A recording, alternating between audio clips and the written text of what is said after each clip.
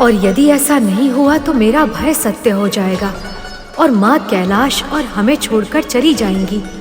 और इस बार पिताश्री माँ से विरह सह नहीं पाएंगे। कहीं संसार को विनाश का मुख न देखना पड़ जाए।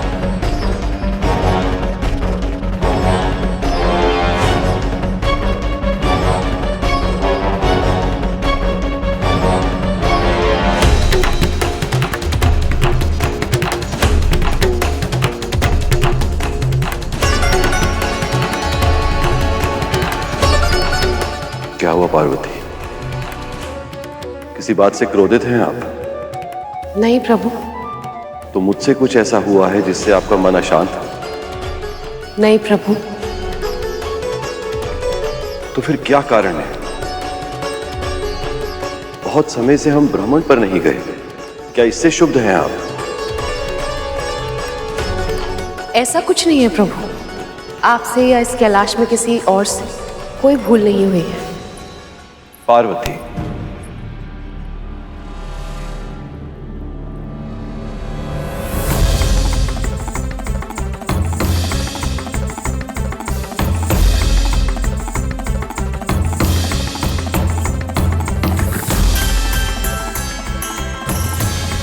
कुछ तो है जिसके कारण आपका मन शांत नहीं है।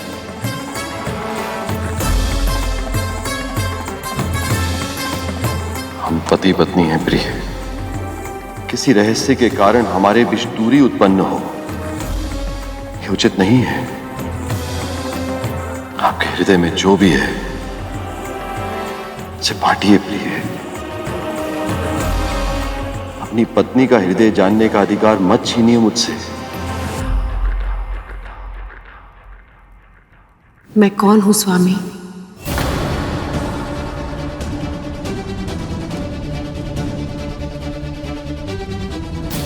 ये कैसा प्रश्न है देव? अकारण नहीं है प्रभु, उत्तर दीजिए।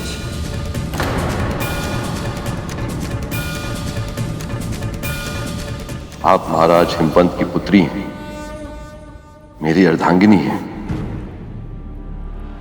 कार्तिकेय और गणेश की मां भी हैं। आप कौन हैं प्रभु? कहना क्या चाहती हैं आप? किसी भी देवता को, मुझे या स्वयं आपको यदि अपना परिचय किसी को देना होता है तो आपके द्वारा प्राप्त की गई सफलताओं से अर्जित विशेषणों का ही प्रयोग किया जाता है। यही परंपरा है और ये केवल आपके साथ ही नहीं है प्रभु। हर पुरुष की पहचान उसके कर्म से होती है, परंतु हर स्त्री की पहचान इस बात से होती है कि वो किसकी पुत्री, पत्नी या मां है। ये सत्य है महादेव कि मैं महाराज हिमवंत की पुत्री, आपकी अर्धांगिनी और कार्तिकेय और गणेश की मां होने पर मुझे गर्व है। पर अपनी पहचान इस परिचय तक ही सीमित रह जाने के कारण मैं अपने अस्तित्व का एक अंश खोती जा रही हूं महादेव।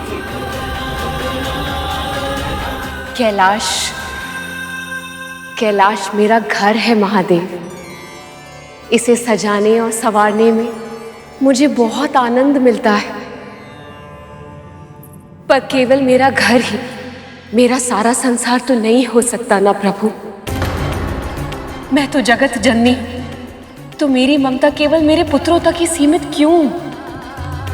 ये जानते हुए कि मेरी अन्य संतानें इतनी भीषण कष्टों के भंवर में फंसने वाली है, मैं उनका दुख क्यों नहीं हर सकती? ऐसा क्यों महादेव? आप ऐसा सोच भी कैसे सकती हैं पार्वती? साक्षात शक्ति हैं, अदृश्य रूप में सृष्टि के कण कण में प्राण आपके कारण ही है। पर यह पर्याप्त नहीं है महादेव। मुझे स्पष्ट आभास हो रहा है कि महिषासुर इस संसार के लिए विध्वंस का ऐसा स्वरूप बनने वाला है जिसे रोकना इस पूरे ब्रह्मांड में किसी के लिए भी संभव नहीं होगा। और मैं चाहती कि उसका अंत मैं करूं।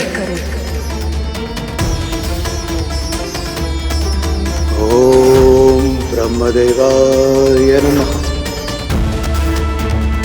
ओम ब्रह्मदेवाय नमः। ओम ब्रह्मदेवाय नमः। तुम्हारी तपस्या पूरी हुई महिषासुर।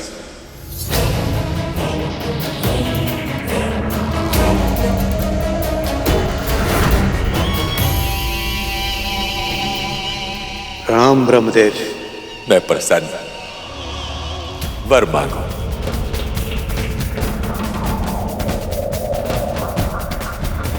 यदि आपको प्रसन्न करने के बाद भी कोई साधारण वरदान मांग लिया तो फिर इतने वर्षों की कठोर तपस्या का क्या लाभ। इसलिए मुझे केवल एक ही वरदान प्रदान कीजिए। अमरता का वरदान। अमरता का वरदान।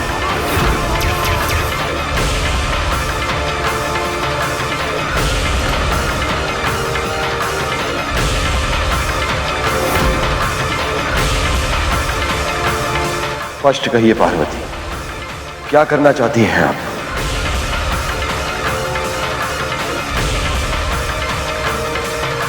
इतने वर्षों में मैंने अनुभव किया है महादेव कि कैसे सभी आपके इस भोले स्वभाव का लाभ उठाते हैं। विशेष रूप से ये दुष्ट असुर भक्ति का मार्ग केवल एक ही लक्ष्य, एक ही कारण की वजह से अपनाते हैं, ताकि उन्हें अमृतत्व और असीम शक्ति का वरदान प्राप्त हो। और जैसे ही आपसे या किसी और से उन्हें ये वरदान प्राप्त होता है, ये पूरे संसार के लिए अभिशाप बन जाते हैं। अमरता प्रदान कीजिए मुझे। अमरता। तुम अच्छी तरह से जानते हो महिषासुर, जिसका जन्म हुआ है उसकी मृत्यु तो होनी ही है। अमरता विधि के विधान के विरुद्ध है। इसे छोड़कर और कोई भी वरदान मांग लो, मैं सहर्ष दूंगा।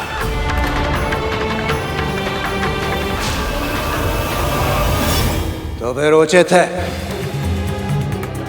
मुझे यह वरदान दीजिए कि कोई भी देवता, यक्ष, गंधर्व, किन्नर, कोई भी पशु पक्षी, किसी भी प्रजाति का कोई भी पुरुष मेरा वध न कर सके। और जहां तक स्त्री का प्रश्न उठता है, स्त्री तो मात्र स्त्री होती है।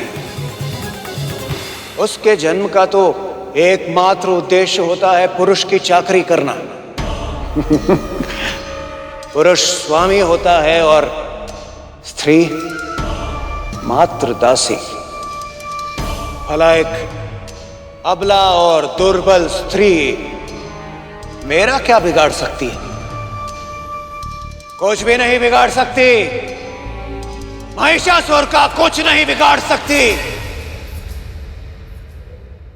तथास्तु, तथास्तु, तथास्तु।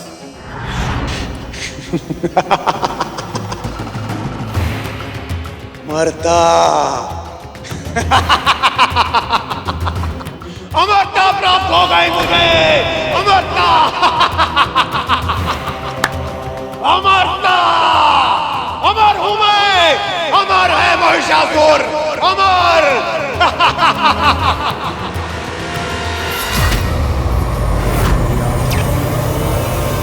ऐसा नहीं है प्रभु कि एक पिता होने के नाते आप उन्हें चेतावनी नहीं देते, परंतु आपके दिए हुए सुझाव को अनसुना करके अति की उद्दंडता करते हैं। और इसीलिए एक माँ होने के नाते मैं उन्हें ऐसा पाठ पढ़ाना चाहती हूँ जिससे वो लंबे समय तक भूल नहीं पाएंगे।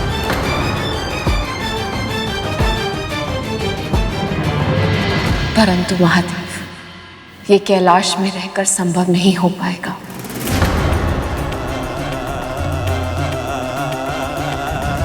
आप कैलाश छोड़कर जाना चाहती हैं पार्वती? मुझे छोड़कर मुझसे दूर जाना चाहती हैं? ऐसा मत कहिए महादेव। यदि आप ही ऐसी प्रतिक्रिया देंगे तो कार्तिकी और गणेश को कैसे संभालेंगे? मेरी संतान की चिंता है आपको देवी, मेरी नहीं। जानती हैं, जब आप मुझसे दूर थी तो एक एक श्वास लेना कितना कठिन था मेरे लिए। आपके बिना मैं अधूरा हूं पार्वती। मैं शरीर हूं तो मेरी आत्मा आप है।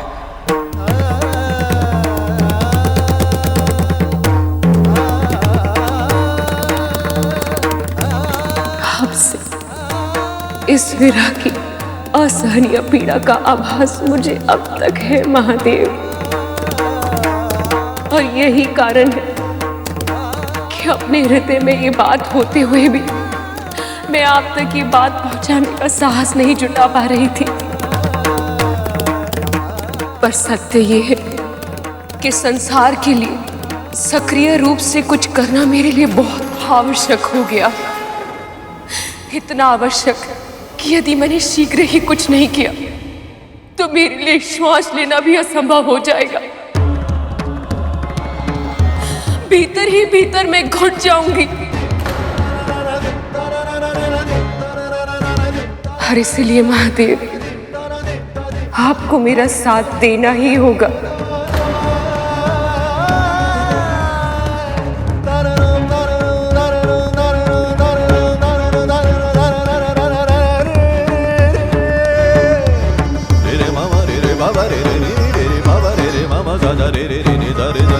सुनो असुरो, महाशक्तिशाली अमृतों के स्वामी असुर महाराज महिषासुर का आदेश है कि जो भी हमारे समक्ष आए उसे नष्ट कर दो, जला दो। बालकों और पुरुषों के प्राण ले लो, महिलाओं को बंदी बना लो, तीनों लोकों में ऐसा विध्वंस मचा दो त्रिलोक त्राहि त्राहि कर उठे। आक्रमण!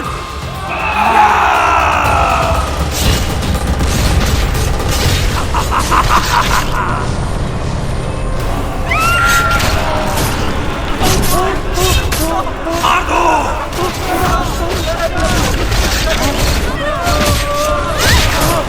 महिलाओं को उठा लो!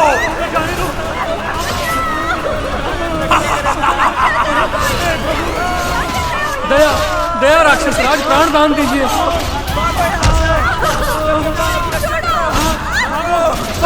अपने अपने प्राणों की रक्षा करो।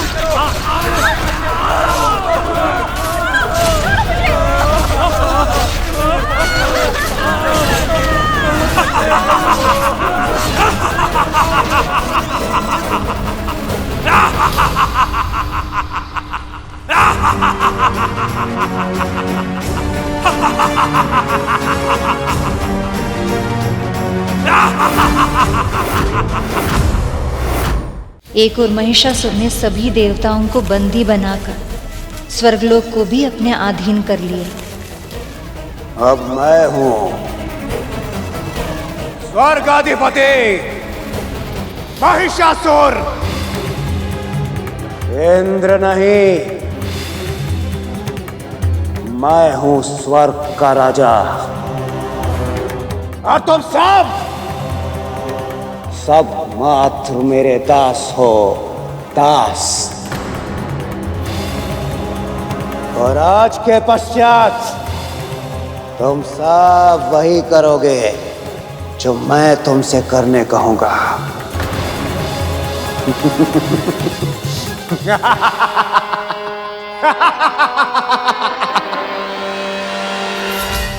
हम युद्ध में पराजित हुए महिषासुर, तुम्हारे बंदी हैं, दास नहीं।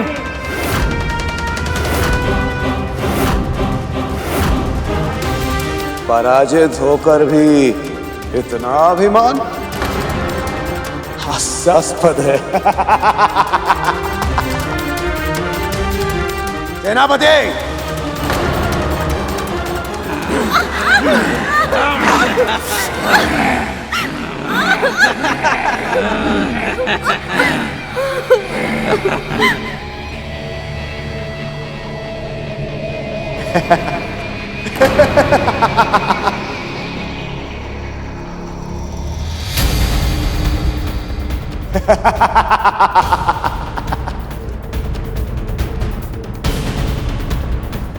आरंभ करो।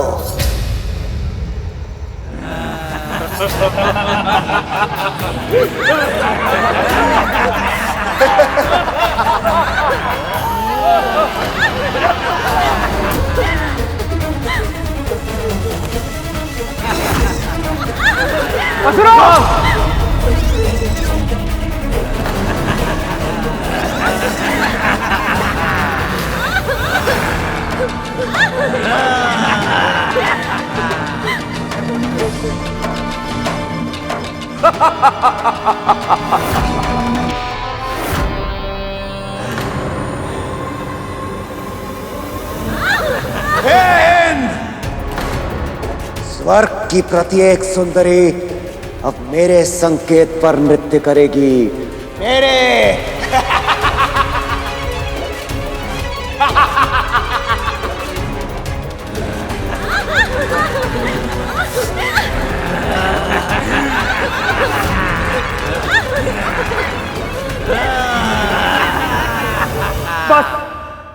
बस करो। इन स्त्रियों के साथ अभद्र व्यवहार करना बंद करो। हम तुम्हारे दास बनने के लिए तैयार हैं महिषासुर।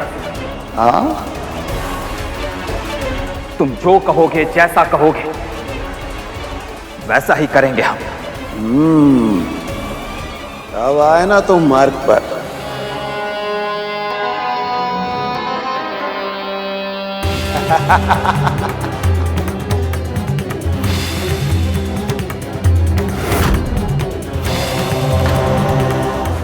आकर्षण से परिपूर्ण है तुम सभी का सौंदर्य।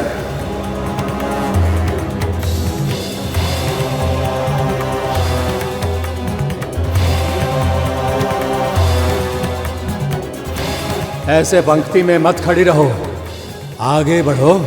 महाराज महिषासुर निकट से देखेंगे तभी तो सर्वश्रेष्ठ सुंदरी का चुनाव कर पाएंगे।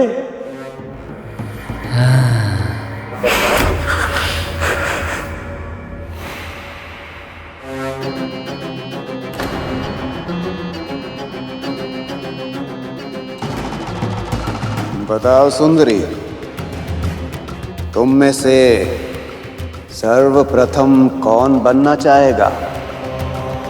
महिषासुर की शैया की शोभा,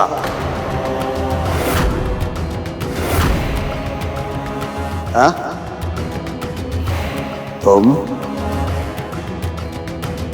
तुम या फिर तुम?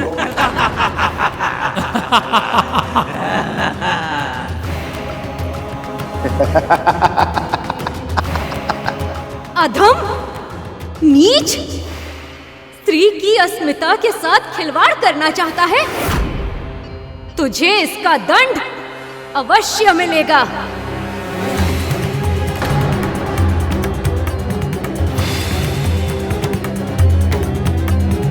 एक तो इतना सौंदर्य, उस पर ये क्रोध, ये तो मुझे और भी ललाहित कर रहा है सुंदरी।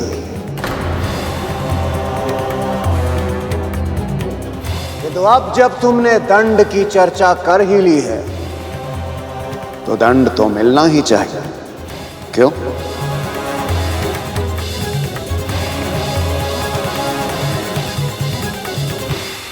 सेनापति,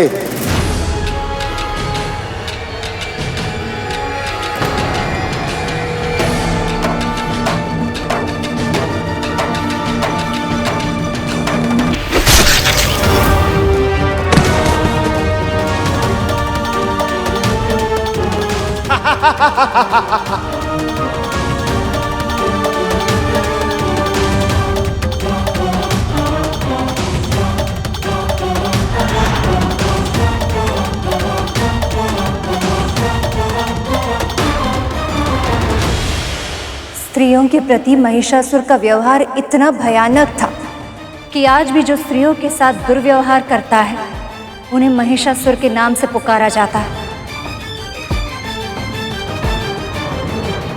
और जब जब कोई महिषासुर जन्म लेता है तब तब उसका अंत करने एक शक्ति भी जन्म लेती है।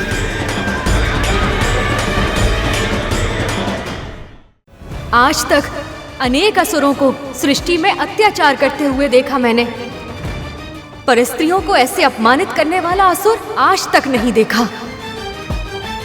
कितना अधम, कितना निर्लज्ज, कितना दुष्ट है ये मूर्ख नहीं जानता कि इसका जन्म भी एक स्त्री से ही हुआ है। इसके अस्तित्व का आधार भी स्त्रीत्व है। महादेव, सहायता कीजिए महादेव। उस असुर ने सचमुच ऐसा वरदान प्राप्त कर लिया है कि कोई उसका वध कर ही नहीं सकता। महादेव, कोई पुरुष उसका वध नहीं कर सकता, परंतु एक स्त्री तो उसका वध कर सकती है देवराज।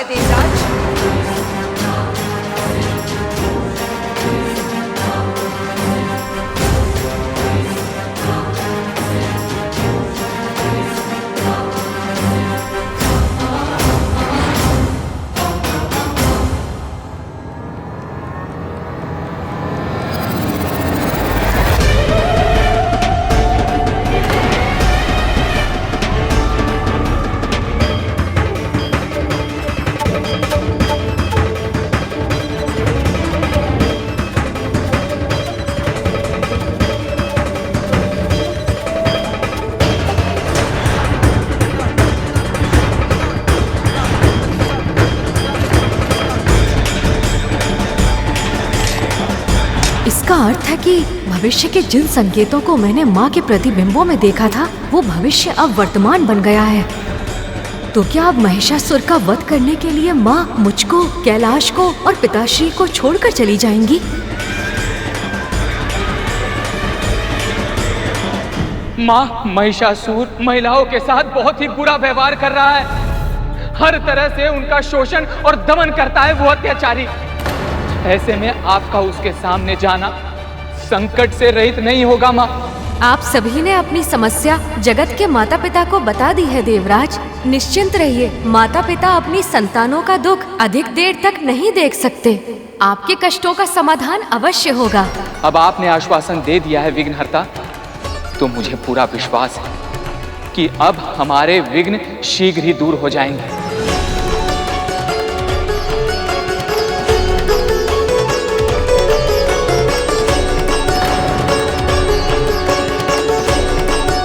माँ और पिताश्री के बीच में इस प्रकार का तनाव किसी अनहोनी का संकेत तो नहीं?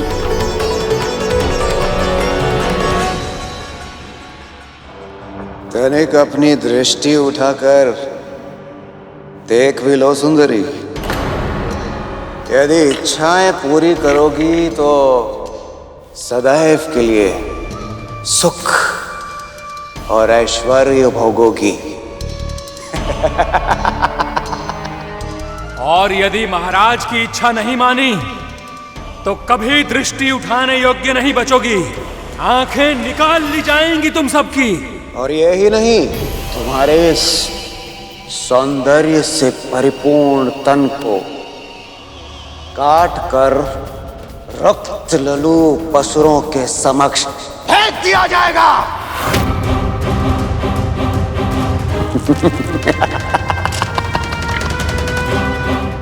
इसलिए सुंदरियों, यदि अपने भविष्य की चिंता है तो आओ, आकर बैठ जाओ हमारी जंघा पर।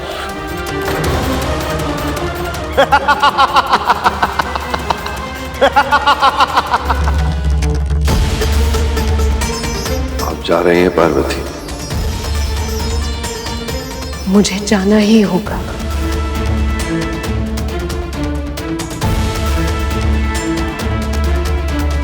आप अपना ध्यान रखेंगे ना? रखना ही होगा।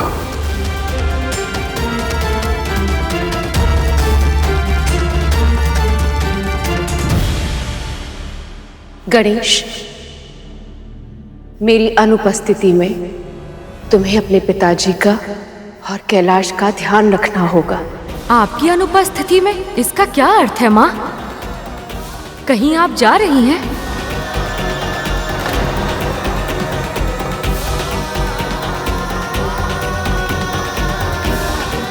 क्षमा करना पुत्र, किंतु तेरे इस प्रश्न का उत्तर मैं अभी नहीं दे पाऊंगी।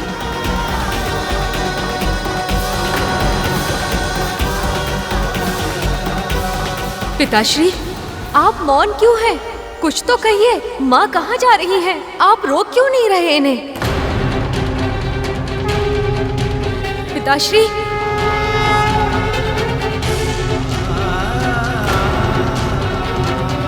श्रीजी, स्मरण है तुम्हें? प्रभु के मुख पर इतनी पीड़ा पहले कब देखी थी तुमने? कैसे भूल सकता हूं नंदी जी। पूरे कैलाश में दुख छा गया था। कैलाश का प्रकाश कहीं खो गया था जब प्रभु और हम सबको छोड़कर मां सती चली गई थी। पिताश्री आज भी उतनी ही पीड़ा का अनुभव कर रहे हैं जितनी तब। नहीं, मैं ऐसा नहीं होने दूंगा। माँ!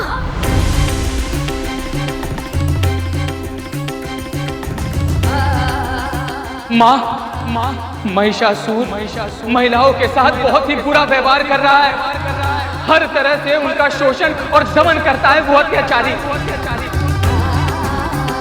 आपके बिना मैं अधूरा हूं पार्वती। मैं शरीर हूं तो मेरी आत्मा आप है।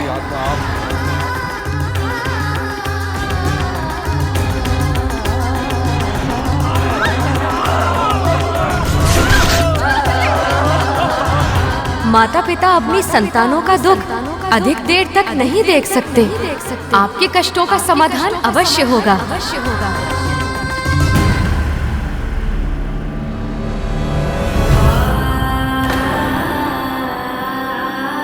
माँ!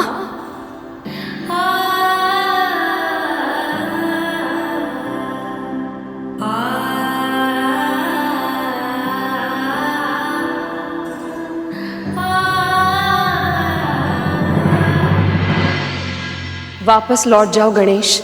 आपके बिना ऐसा कैसे संभव है माँ?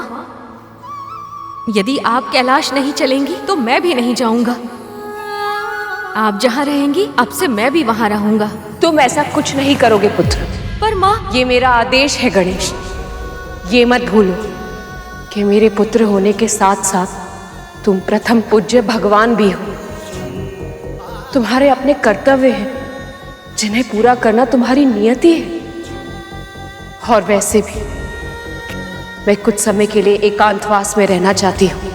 पर यह तो कैलाश में भी संभव है माँ। मैं वचन देता हूँ, मैं किसी को भी आपके एकांत में व्यवधान नहीं पहुँचाने दूंगा। स्वयं द्वार पर खड़े होकर पहरा दूंगा। कैलाश में रह के मैं महिषासुर का वध नहीं कर सकती पुत्र। जब तक उस पापी का अंत नहीं हो जाता मैं वापस नहीं लौट सकती। मैं समझता हूँ माँ, यदि मैं आपके साथ नहीं रह सकता तो कम से कम इस स्थान को आपके निवास के योग्य तो बना सकता हूँ ना माँ। ये अधिकार मुझसे मत छीनिए माँ।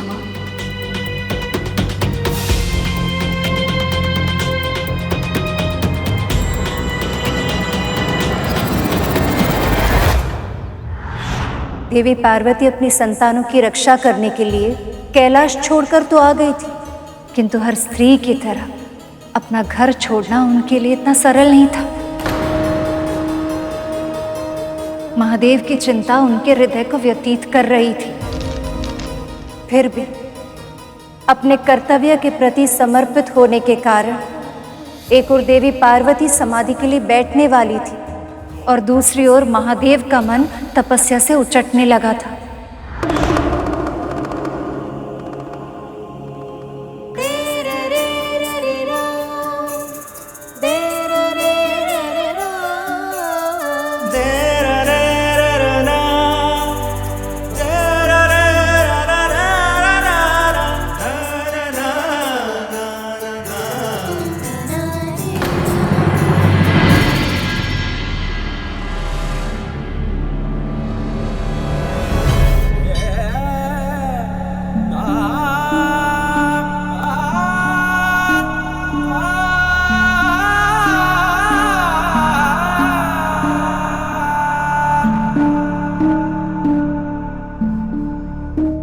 बिना कुछ कहे आपको कैसे ज्ञात हो जाता है कि मुझे जल की आवश्यकता है? आप भूल रहे हैं महादेव, मैं आपके भीतर ही तो वास करती हूँ। तो फिर जो आपके मन में है उससे अछूती कैसे रह सकती हूँ? जो आपका सुख है वही मेरा सुख है, जो आपकी आवश्यकता है वही मेरी भी।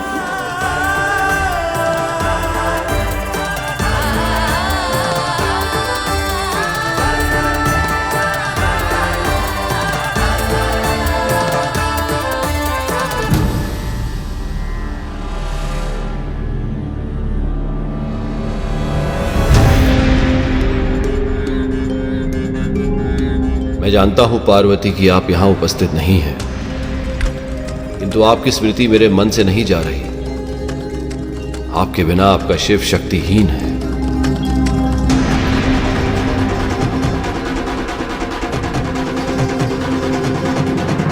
माँ,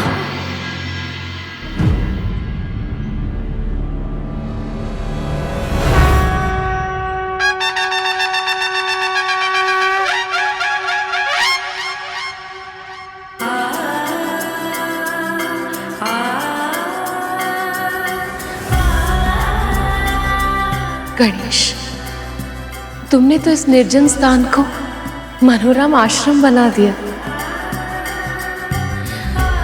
अपनी माँ की छोटी छोटी आवश्यकताओं का कितना ध्यान रखते हो तुम।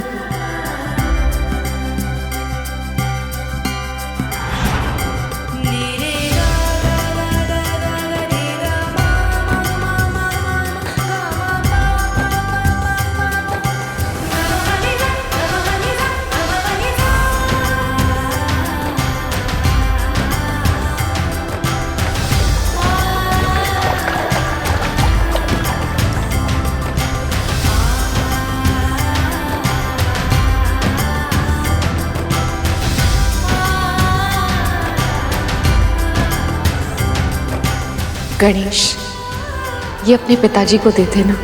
पर ये तो वो समझ जाएंगे।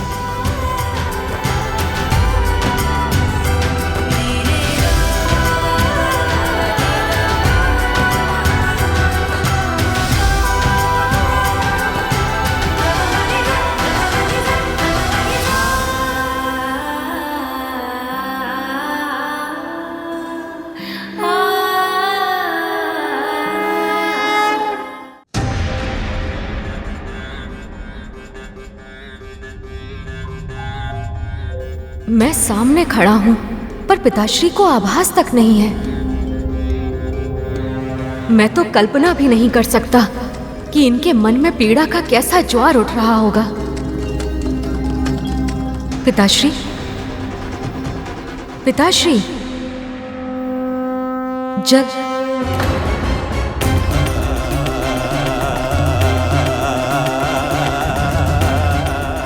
मैं कैसे पता चला गणेश कि मुझे जल की आवश्यकता है? माँ ने कहा था आप समझ जाएंगे।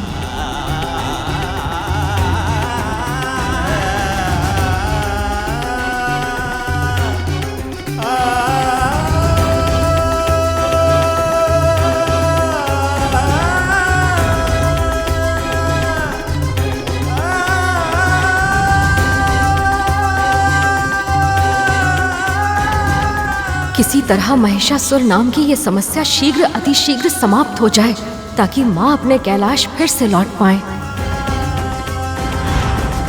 पर समस्या समाप्त होने के स्थान पर और अधिक बढ़ गई थी। महिषासुर को यह सूचना मिल गई थी कि इंद्र और अन्य देवता असुरों से छिपकर कैलाश गए थे उनकी मृत्यु का उपाय खोजने के लिए। इस बात से महिषासुर और अधिक क्रोधित हो गया था। मेरे तुच्छ दास है ये देवता, इनका इतना तो साहस कि मेरे विरुद्ध षड्यंत्र रचे।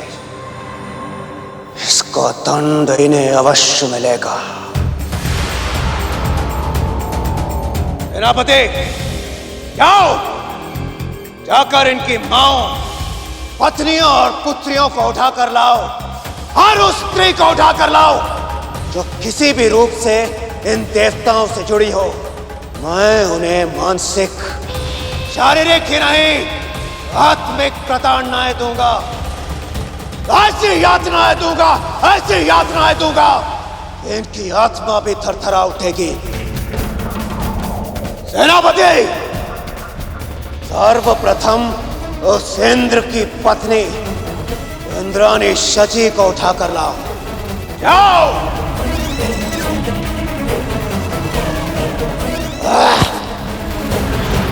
इंद्ररण्य देवता स्त्रियों के प्रति महिषासुर का इतना घिनौना, इतना नीच व्यवहार सहन नहीं कर पा रहे, और एक बार फिर देवताओं और महिषासुर में युद्ध छिड़ गया।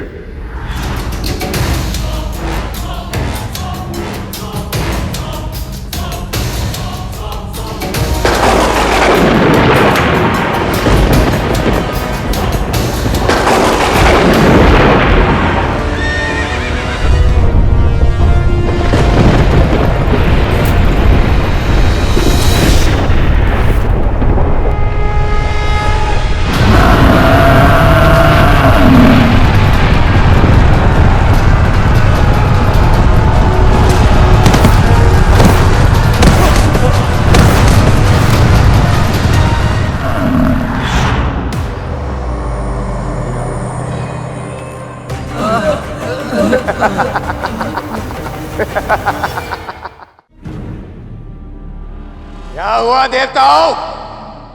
बस इतना ही पराक्रम है तुम में? अंत कर दो इन सबका, समूल रूप से नष्ट कर दो, जिससे ये तुच्छ देवता पुनः किसी असुर पर आक्रमण न कर सके। आओ!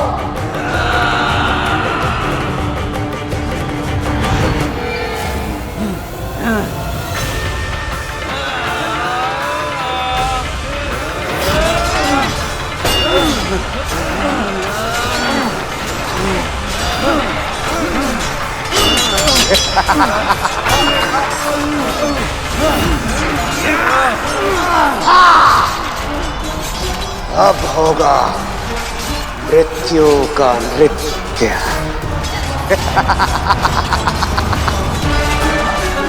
सहायता नारायण, रक्षा प्रभु, रक्षा। त्राहीमाम प्रभु, त्राहीमाम, रक्षा कीजिए प्रभु, रक्षा कीजिए, रक्षा कीजिए। ध्वस्त कर दो इन्हें, काट दो सभी को।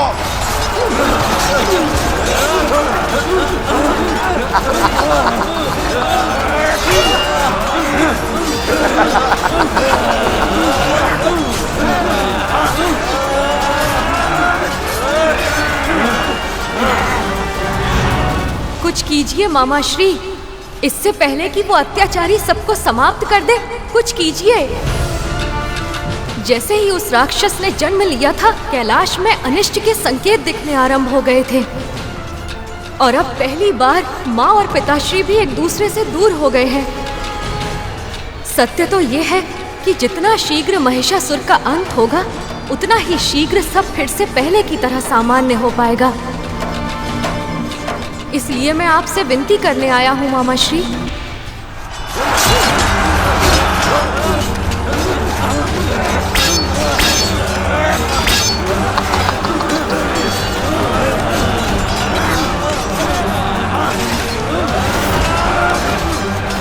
सहायता नारायण, रक्षा प्रभु, रक्षा। त्राहीमाम प्रभु, त्राहीमाम, रक्षा कीजिए प्रभु, रक्षा कीजिए, रक्षा कीजिए।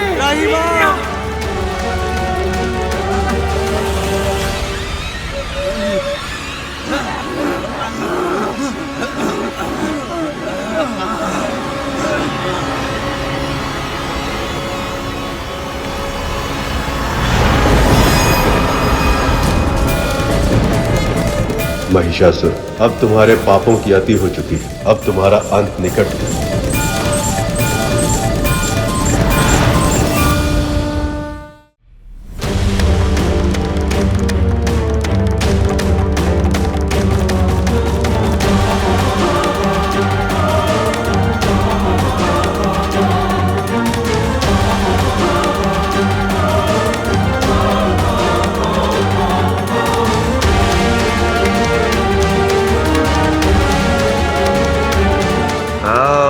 विष्णु, आओ। इन तुच्छ देवताओं की तरह तुम भी मेरा कुछ नहीं बिगाड़ पाओगे, क्योंकि मैं अमर हूं।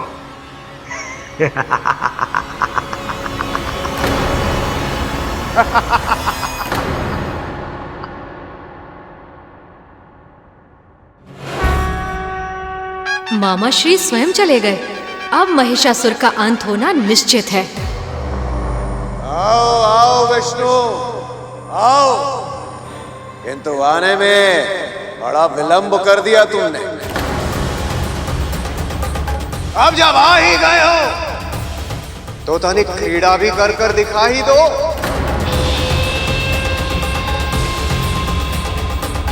किंतु हाँ, अपना सबसे सर्वश्रेष्ठ, सबसे शक्तिशाली अस्त्र का ही प्रयोग करना, और स्मरण रखना,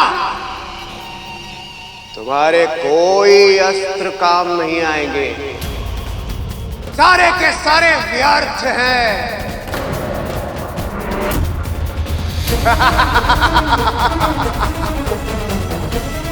ये तुच्छ देवता, ये मुझे कभी परास्त नहीं कर सकते, किसी भी मूल्य पर नहीं। ये अहंकार ही तुम्हारे पतन का कारण बनेगा महिषासुर।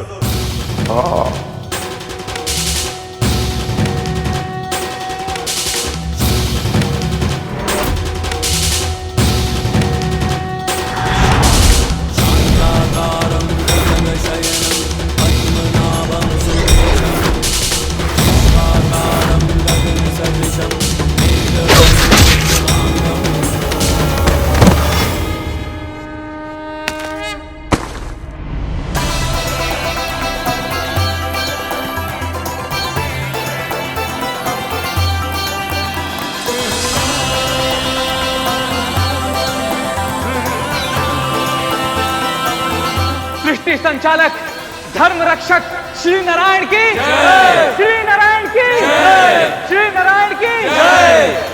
महिषासुर का अंत हो गया। अब माँ शीघ्र ही कैलाश लौटेंगी।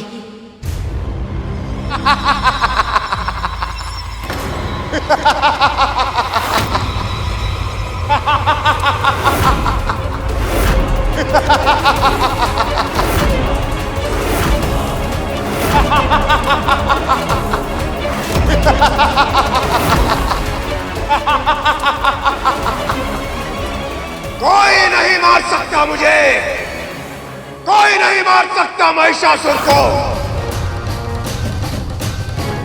तुम विष्णु, तुम भी नहीं मार सकते मुझे।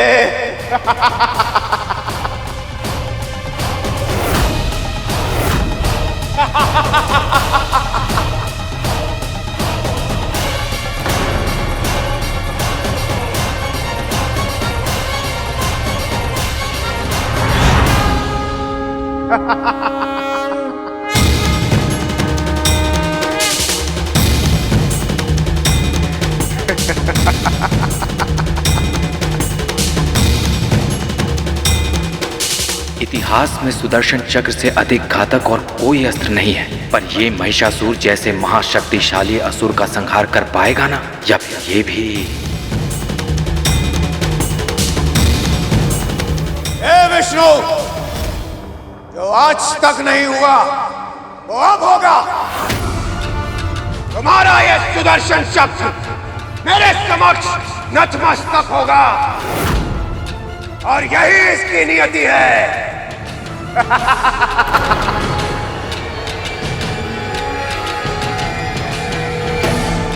दम की अति से अपनी सहज बुद्धि भी खो चुके हो तुम।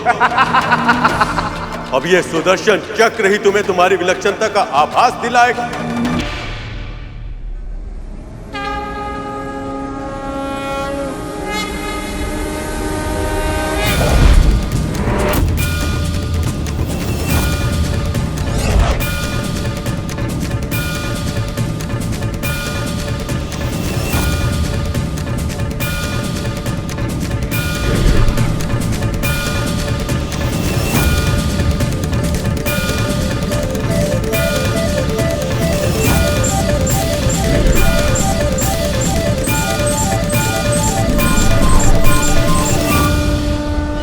जाइए सखा।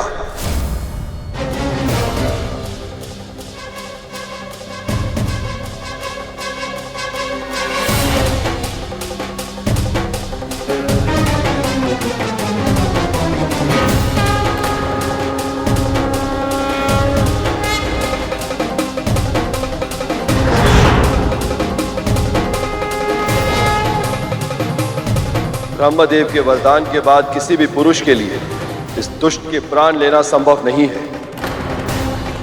यदि आपके सुदर्शन चक्र से इसकी मृत्यु हो गई तो ब्रह्मदेव के वरदान की महिमा भी भंग हो जाएगी। ये पापी, अत्याचारी, फिर भी इसे जीवित रहना होगा। इस भेद को समझने में मुझे भी समय लगा सका, पर यही विधि का विधान है। इस पापी की मृत्यु केवल देवी पार्वती के हाथों ही होगी। इस पापी की मृत्यु केवल देवी पार्वती के हाथों ही होगी। आप निश्चिंत रहें।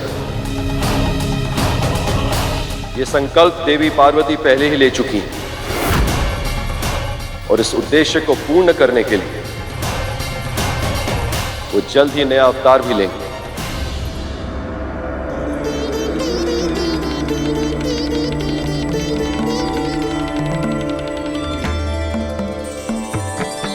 तब तो उनकी लीला देखने की प्रतीक्षा मुझे भी रहेगी सखा।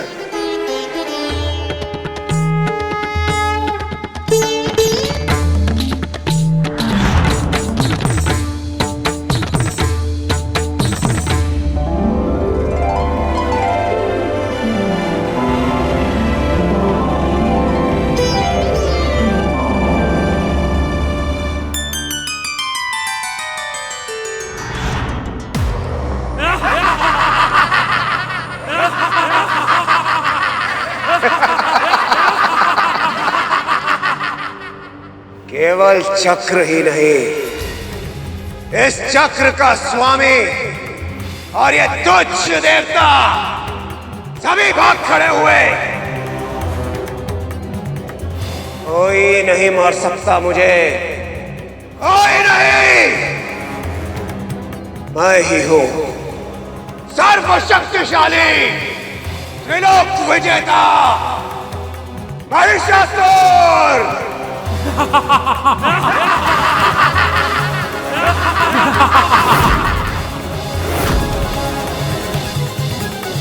जिस महिषासुर को त्रिदेव पराजित नहीं कर पाए, उसका सामना एक स्त्री कैसे कर सकती है? देवी पार्वती केवल एक स्त्री ही नहीं, एक मां भी थी, और एक मां अपनी संतान की रक्षा करने के लिए कुछ भी कर सकती है।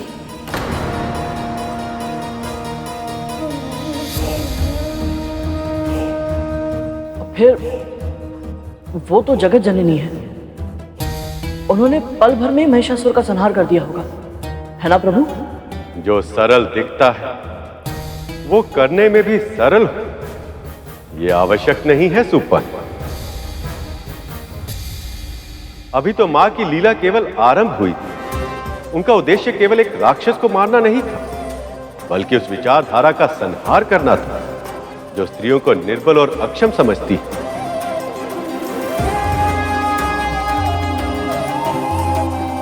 मां की इस लीला में भागी बन ऋषि कात्यायन जो कन्याओं को आदि शक्ति का रूप मानकर उनकी पूजा करते थे और एक बहुत लंबे समय से पुत्री प्राप्त करने के लिए तपस्या भी कर रहे थे।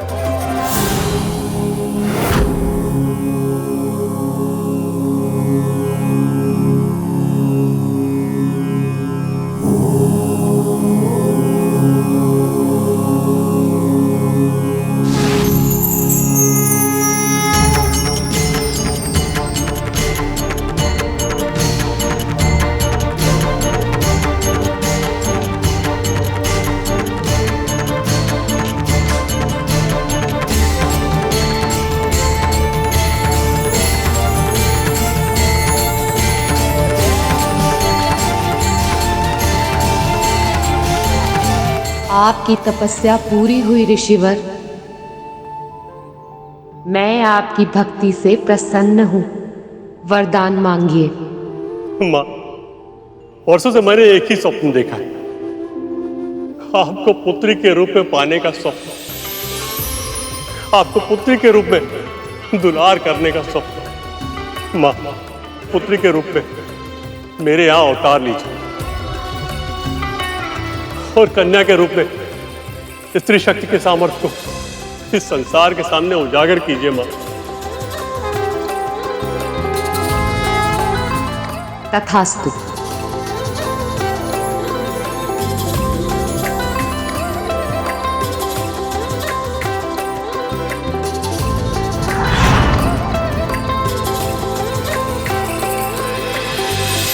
पिताजी,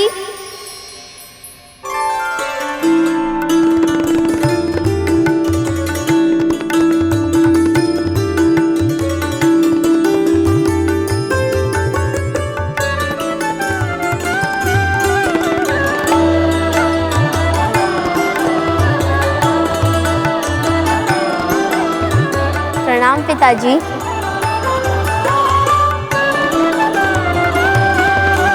माँ,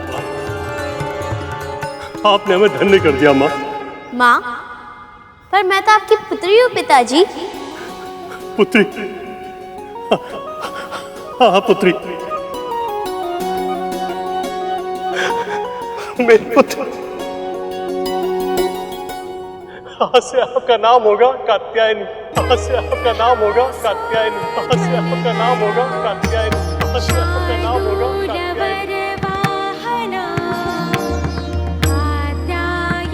कात्यायन की पुत्री कात्यायनी। कात्यायन की पुत्री कात्यायनी। कात्यायन की पुत्री कात्यायनी। मुझे भूख लगी है, कुछ खाने के लिए दीजिए ना पिताजी। भूख लगी? लाता हूं। वो बस अभी लेके आया।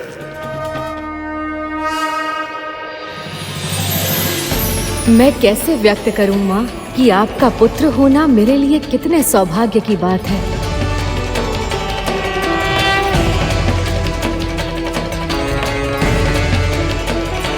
आपके इस रूप के दर्शन करके मैं धन्य हो गया। मां, अब सृष्टि के कल्याण का समय निकट आ रहा है। अब शीघ्र ही महिषासुर का अंत होगा। जाने दो मुझे, छोड़ो। ये पाप मत करो दुष्टों। चलो सुंदरी। देवराज इंद्र की पत्नी हूँ मैं, मुझे दूषित करने की चेष्टा मत करो।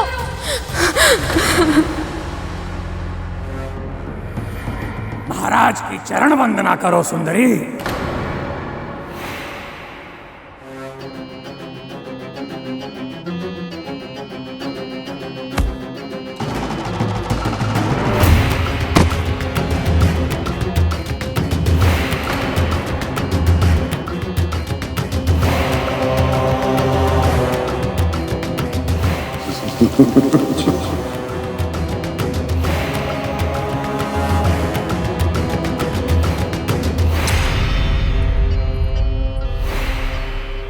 इसका कोई प्रलोभन नहीं।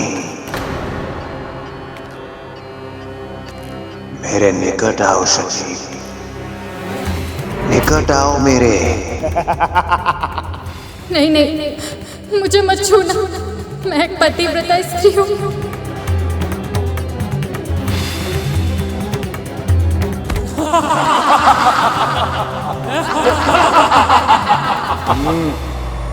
पतिव्रता पत्नी का पति तो मेरा दास है। ये वही है ना जो तुम्हें एक असुर के समक्ष छोड़कर भाग खड़ा हुआ। मुझे स्वीकार कर लो और बन जाओ असुरों की पटरानी। भूल जाओ उस भगोड़े इंद्र को। कदाचित जीवन का आनंद तो भोग विलास में है।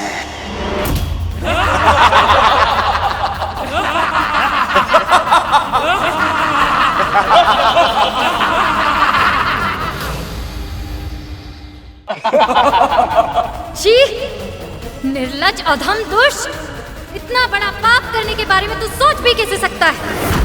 एक स्त्री का इतना बड़ा अपमान? भूल गया कि तेरा जन्म भी एक स्त्री के गर्भ से हुआ है।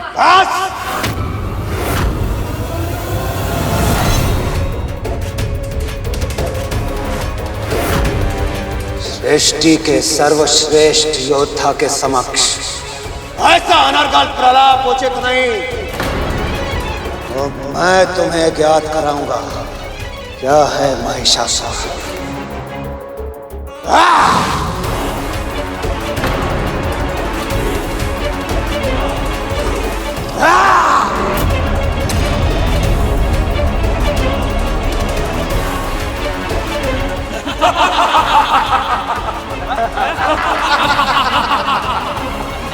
क्या हुआ?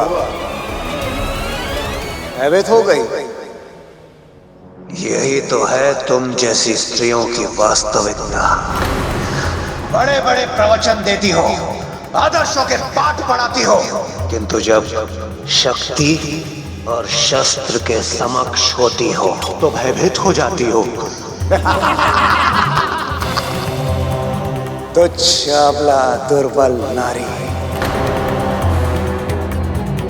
स्मरण रहे, महिषासुर की दया का सागर इतना गहरा नहीं कि तुम असुरों की पटरानी बनने के प्रस्ताव को बार बार ठुकराती रहो और मैं तुम्हें क्षमा कर दूं। अब मेरी ये तलवार तुम्हें रक्त स्नान करवाएगी।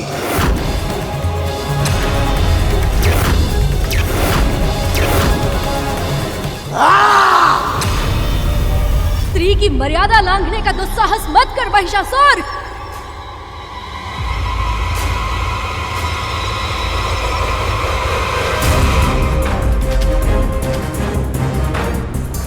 तुझे क्या लगता है दुष्ट कि तुझे कोई पराजित नहीं कर सकता?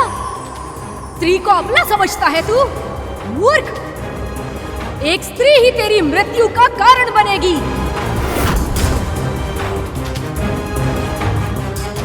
वरदान के कारण कोई पुरुष तुझे हानि नहीं पहुंचा सकता, पर तुझे मारने वाली कन्या जन्म ले चुकी है। तेरा काल निकट आ रहा है अत्याचारी, तीव्र गति से बढ़ रहा है तेरी ओर। तू ही जगत की जननी है माँ, तू ही दानव घातिनी है माँ, तू ही दानव घातिनी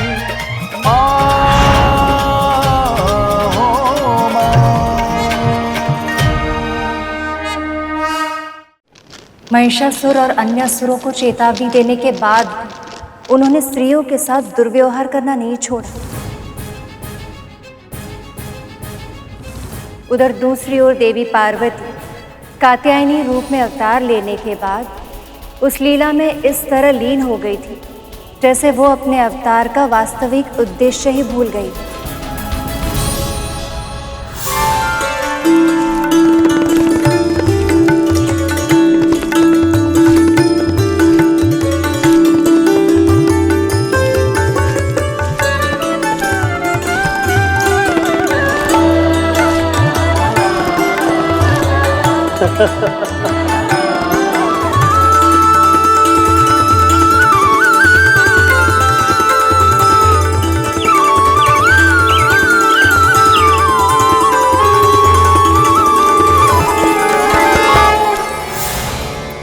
फिर क्या हुआ माँ?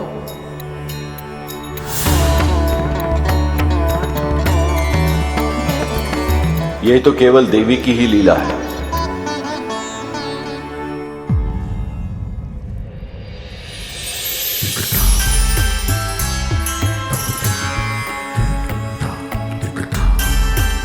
आप सब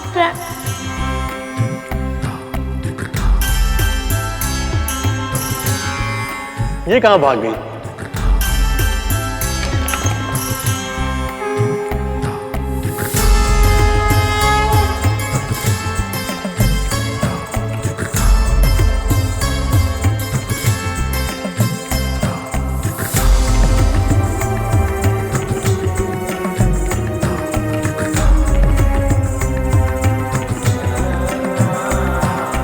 त्रिदेव आप और सभी देवतागण आप सब एक साथ यहाँ,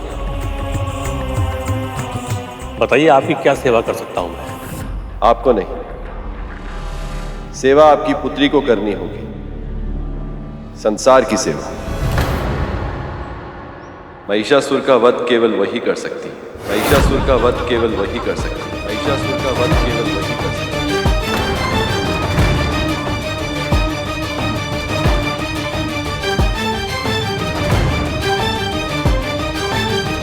महिषासुर का वध। पर महादेव, वो तो बहुत शक्तिशाली है और स्त्रियों के लिए वो बहुत क्रूर भी है। कैसे अपनी कोमल पुत्री को उसके सामने भेजूंगा? जब आंधी चलती है तो बड़े बड़े वृक्ष गिर जाते हैं, पर ये कोमल घास, इसकी जड़ें इतनी शक्तिशाली होती हैं कि बड़ी बड़ी आंधी भी इसको हानि नहीं पहुंचा पाती।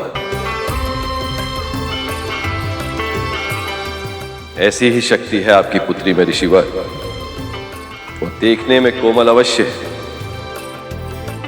पर उसकी जड़ें बड़ी शक्तिशाली हैं।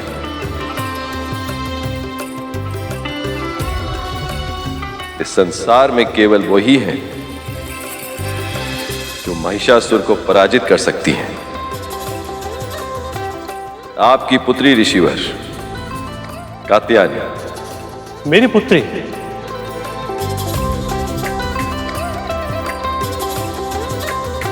महादेव, दुष्ट को दंड तो मिलना ही चाहिए।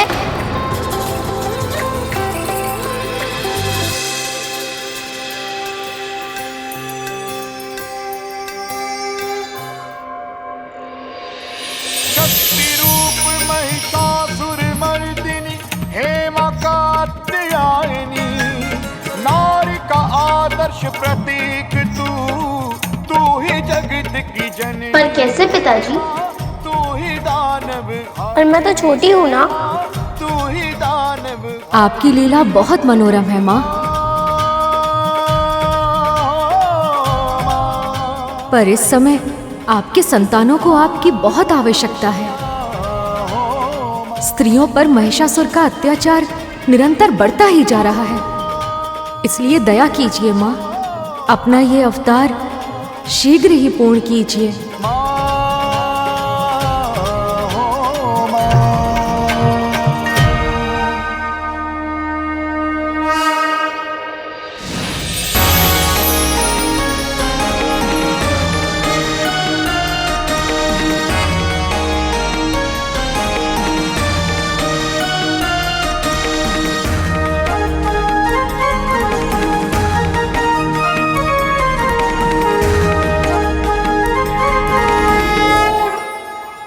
विघ्नहर्ता के रूप में मैं आपको आशीर्वाद देता हूँ कि आपके मार्ग में कोई विघ्न नहीं आएगा। देवी कात्यायनी, मेरी ओर से ये त्रिशूल की भेंट स्वीकार कर। मेरी ओर से ये चक्र स्वीकार करें देवी। ये शंख मेरी ओर से माँ। माँ, ये अग्नि अस्त्र मेरी ओर से। ये वायु अस्त्र स्वीकार कीजिए माँ। ये वज्र मेरी ओर से स्वीकार करें देवी। मेरा तेज आपको समर्पित है माँ। कभी ना मुरझाने वाला ये कमल, इस भेंट को विश्वकर्मा की ओर से स्वीकार करें माँ। मैं ब्रह्मदेव भेंट स्वरूप ये सिंह आपको अर्पित करता हूं। इसे स्वीकार कर मुझे कृतार्थ करें।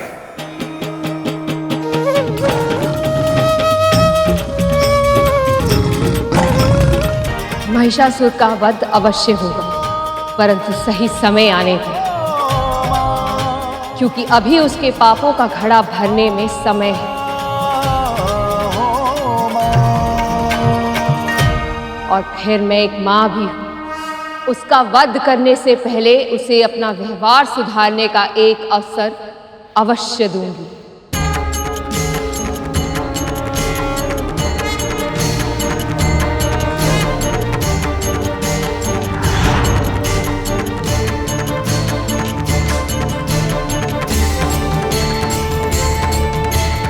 प्रणाम पिताजी। आपकी पुत्री बनना मेरे लिए सौभाग्य था।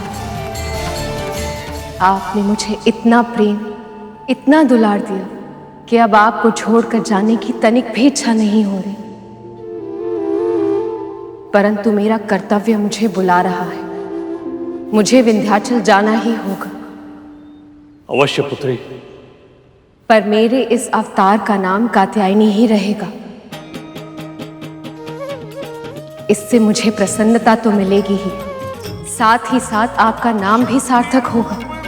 और यही नहीं, आप सदैव मेरे प्रिय रहेंगे। आपको जब भी मेरी आवश्यकता हो बस स्मरण कर लीजिएगा, मैं चली आऊंगी। परंतु अभी मुझे आज्ञा दीजिए। और फिर मां कात्यायनी सिंह पर आरूढ़ होकर विंध्याचल चली गई।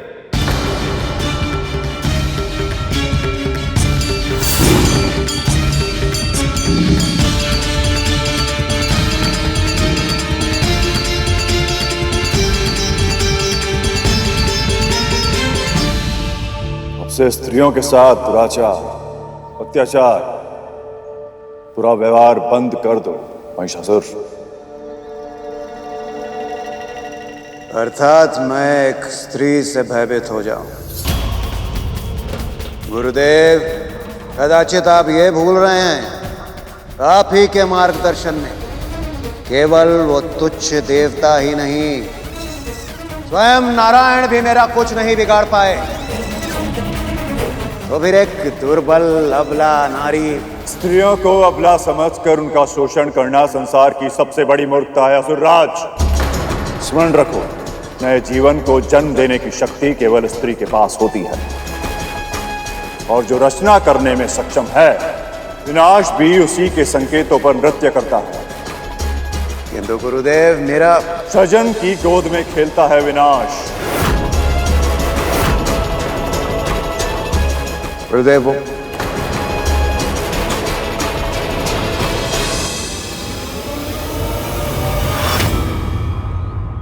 पूर्णे तटाके त्रिशित सदैव भूते अपि गेहे शुदित समूढ़ कल्प द्रुमे सत्यपि वे दरिद्र गुर्वादियोगी अपि हीय प्रमाद।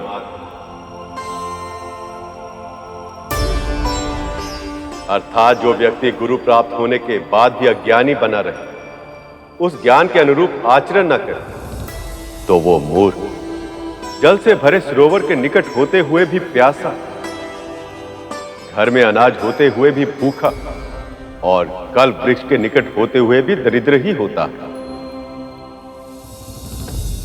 आकाशवाणी और स्वप्न संदेश मिलने के बाद भी, गुरु के मना करने के बाद भी महिषासुर ने स्त्रियों का सम्मान करना नहीं सीखा। जैसे अहंकार ने उसके मन को घेर लिया। सर्व अधिक शक्तिशाली होने के आभास के कारण उसके कान कुछ भी उचित सुनने के लिए तैयार नहीं थे। उसकी समझ में अभिमान का आवरण पड़ गया था।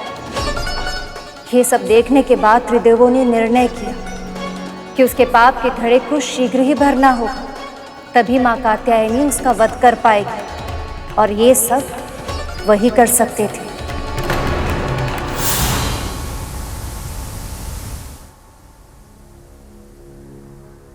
ऐसे ही अपनी सेवाओं से हमें प्रभावित करती रहो।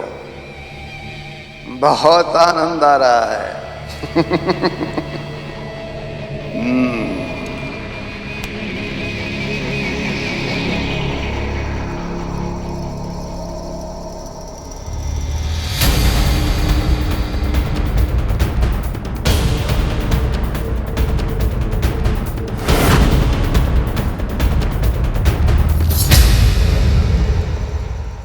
छी, अनाचार और व्यभिचार का गढ़ है ये स्थान। नारायण नारायण।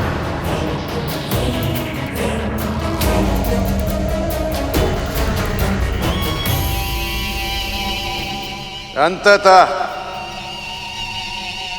मेरे इस संतापुर ने आपको भी आकर्षित कर ही लिया। आइए और अनंत भोग विलास का आनंद लीजिए। देवऋषि, तनिक भी संकोच मत कीजिए, मैं किसी को कुछ नहीं बताऊंगा। नारायण नारायण, ऋषि मुनियों को भोग विलास महाराज शोभा नहीं देते। मैं तो यहाँ किसी और ही कार्य से आया था। मुझे ज्ञात है तुम दुर्बल हो, किंतु तनिक अपने इन सुंदर हस्तों को थोड़ा कष्ट भी तो दो। बिना बल के तो अंग मर्दन में भी कोई स्वाद नहीं आता सुंदरी।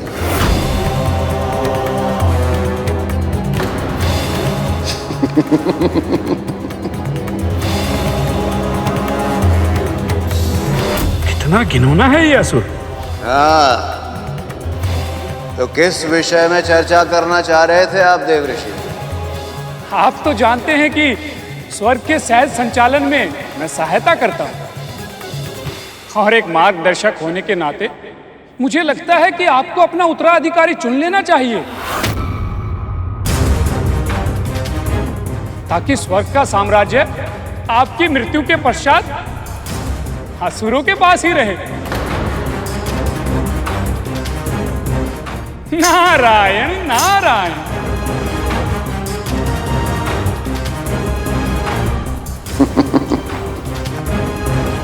मृत्यु और मेरी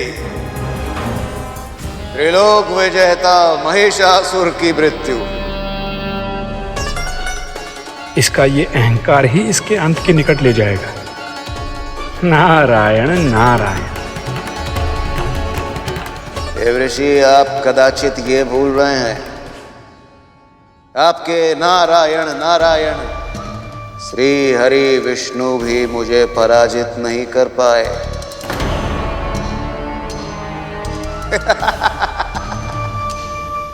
कौन मारेगा मुझे? कौन मारेगा? कात्यायनी कात्यायनी कात्यायनी।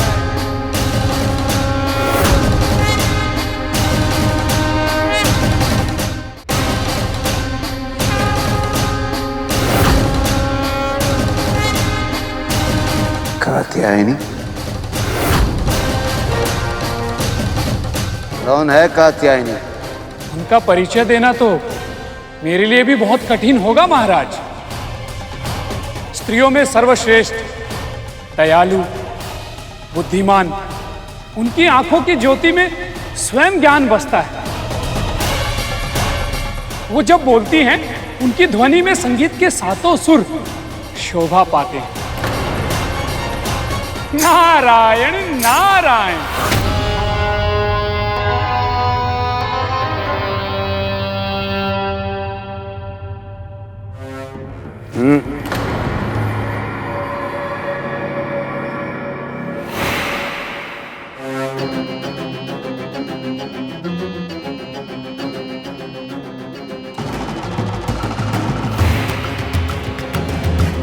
जिस स्त्री की तुम इतनी प्रशंसा कर रहे हो, ऐसी स्त्री को तो केवल मेरी पटरानी बनना चाहिए। आपको सावधान करना मेरा कर्तव्य है महाराज। इस बारे में सोचिए भी मत। कात्यायनी से आप जितनी दूरी बनाकर रखेंगे, उतना ही अपने आप को सुरक्षित पाएंगे। देवऋषि, आपको मेरी सुरक्षा की चिंता करने की आवश्यकता नहीं है। सेनापति,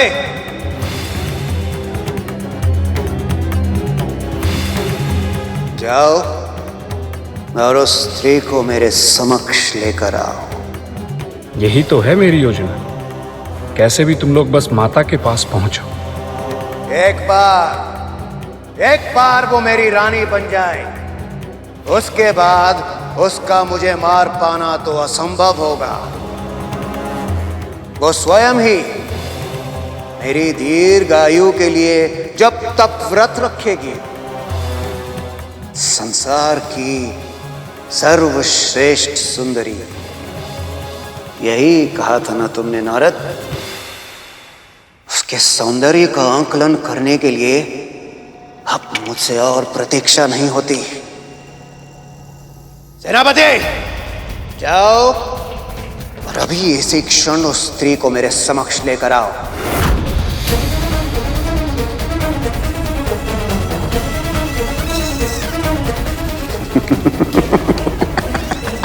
तुम्हें ज्ञात नहीं है महिषासुर, तुम्हारी कितनी बुरी दशा करने वाली है माता कात्यायनी। शीघ्र ही तुम्हें ज्ञान मिल जाएगा कि जिन स्त्रियों को तुम पीड़ा देते हो, उनका घोर अपमान करते हो, उसकी वास्तविक शक्ति कितनी असीम होती है।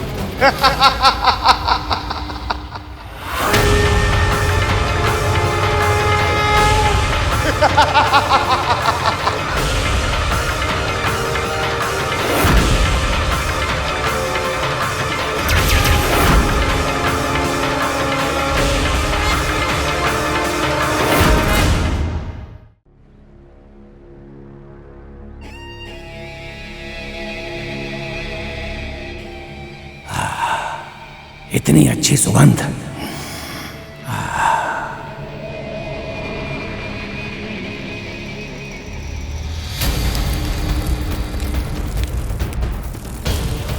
ये सारी तितलियां और भौरे ये कहां जा रही हैं? चलो।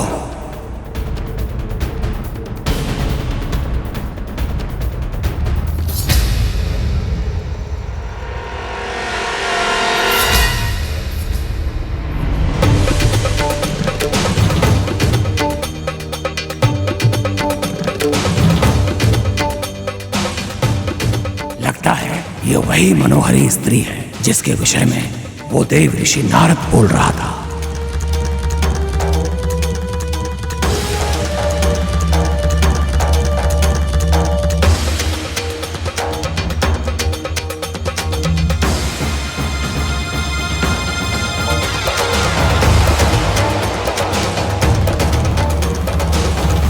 क्या यही है वो सुंदरी? इसी से आ रही है सुगंध। गौर वर्ण की त्वचा, इतने लंबे घने बाल, सचमुच पीछे से देखने पर भी इतने आकर्षण का आभास हो रहा है, तो सामने से कैसी दिखती होगी ये?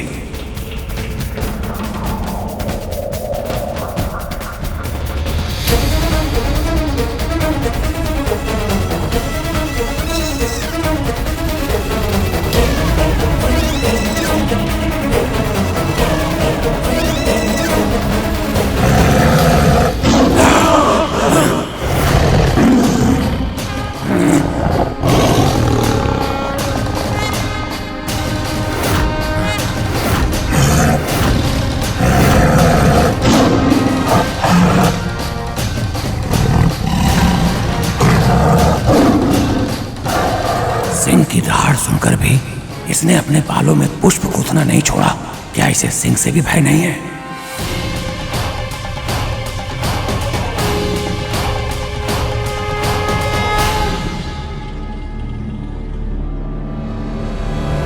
शक्ति रूप महिषासुर मर्दिनी हेमा कात्यायनी, नारी का आदर्श प्रतीक, सूर्य की तरह चमकता हुआ मुख, यह अद्वितीय सुंदरता, ये स्त्री तो सचमुच अद्भुत है। घातिनी हेमा तू ही दानव घातिनी।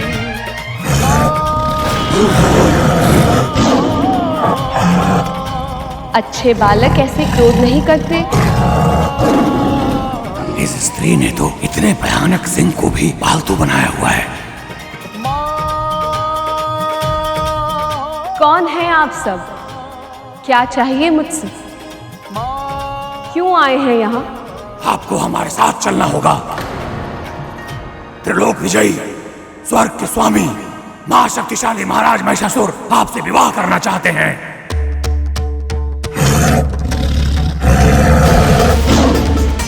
महिषासुर? ये कौन है?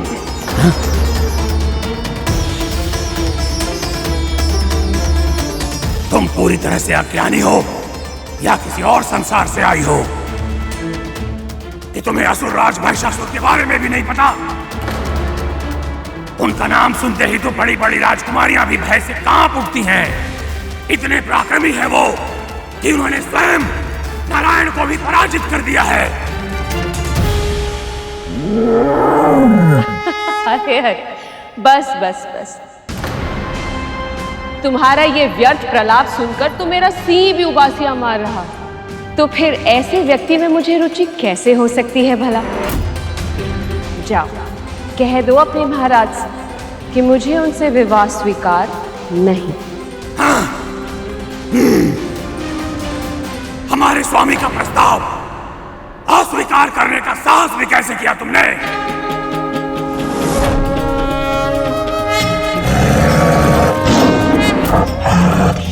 साहस? अरे इसमें साहस का प्रश्न ही नहीं उठता। मुझे रुचि नहीं है तो मैंने ना कह दिया। अब तुम्हारे महाराज ने स्वयं देवराज इंद्र को पराजित किया है या स्वयं नारायण को पराजित किया है, मुझे इससे कोई अंतर नहीं पड़ता। मैं तो उसी से विवाह करूंगी जो मुझे युद्ध में पराजित कर सके। इसीलिए वापस लौट जाओ और कह दो अपने महाराज से कि यदि वो मुझसे विवाह करना चाहते हैं तो यहाँ पधारे और मुझसे युद्ध करें।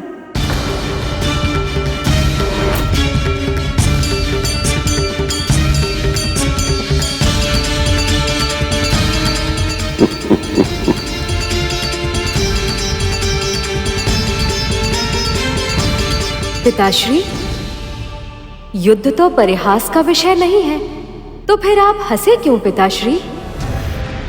क्योंकि इन असुरों को आभास तक नहीं है कि इतने अभिमान से ये किससे बात कर रहे हैं। महिषासुर की तरह भी इन्होंने तुम्हारी मां की शक्ति को, नारी की शक्ति को कम आंकने की भूल की है। अब मेरी रुचि तो ये जानने में है कि इनके साथ अब आगे क्या होने वाला है।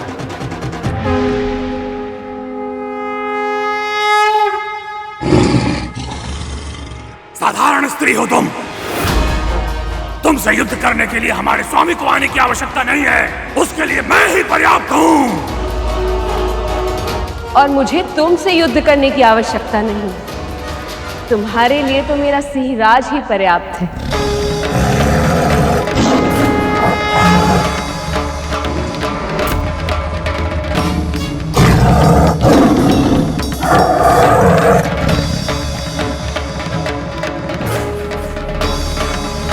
जाओ सिंहराज, जरा अच्छे से पाठ पढ़ाओ।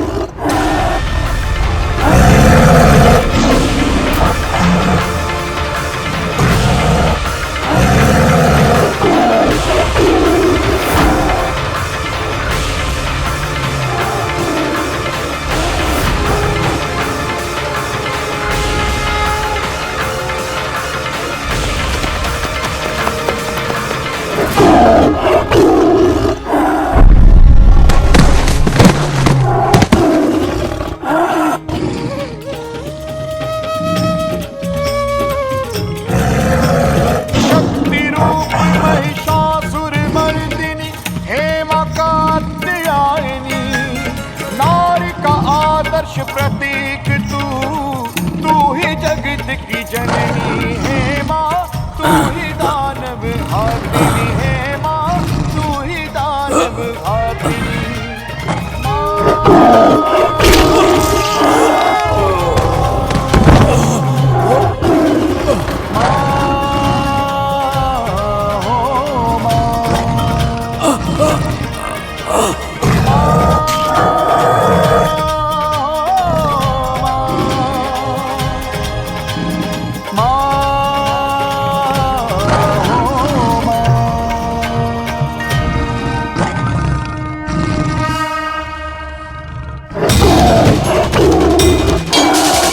रक्षा कीजिए, रक्षा कीजिए देवी, रक्षा कीजिए देवी, रक्षा कीजिए। ठहरो सिंहराज,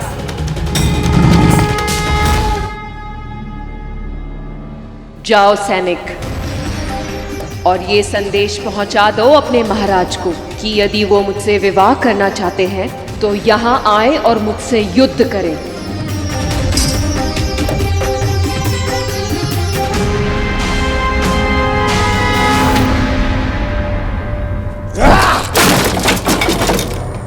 एक साधारण स्त्री से पराजित होकर नहीं, बल्कि उसके पालतू पशु से भी पराजित होकर आए हो। और तुम्हारा इतना दुस्साहस कि तुम मुझे सुझाव दो कि मैं स्वयं जाकर उससे युद्ध करूं।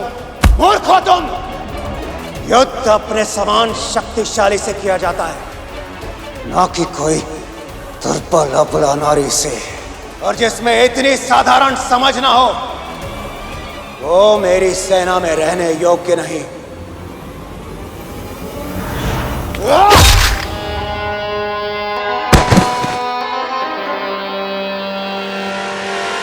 विंध्याचल के लिए कूच करने की तैयारी करो। अब तो उस स्त्री को मैं अपनी पत्नी बनाकर ही रहूंगा, प्रेम से नहीं तो बल से ही सही। हे प्रभु, ऐसे दुर्वचन तो सुनना भी पाप है। केवल मां के बारे में ही नहीं, किसी भी स्त्री के बारे में कोई भी पुरुष ऐसी घिनौनी सोच कैसे रख सकता है?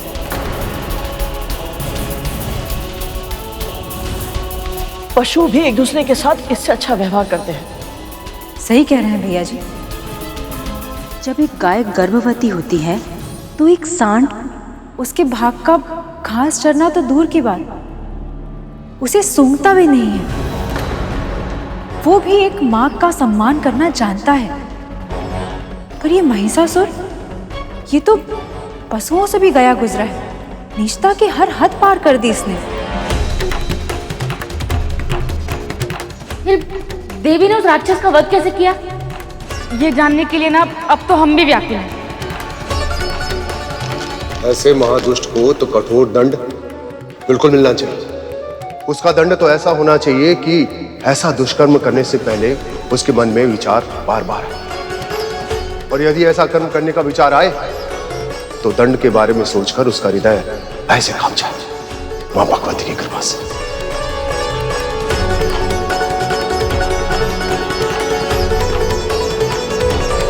ऐसा ही हुआ। देवी कात्यायनी ने बड़ी ही चतुराई से अपने शत्रु को अपने सामने आने के लिए विवश कर दिया।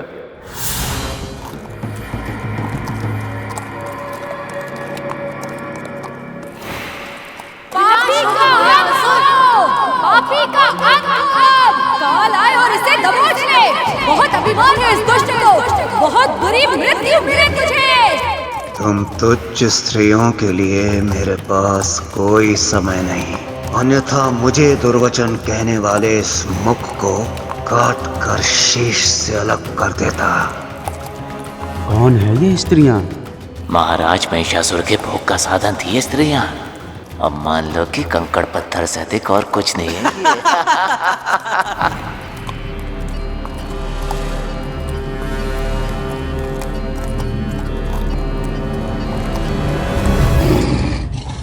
तुमने तो रक्तपान भी कर लिया सिंहराज, फिर भी इस मूर्ख का अभिमान समाप्त नहीं हुआ।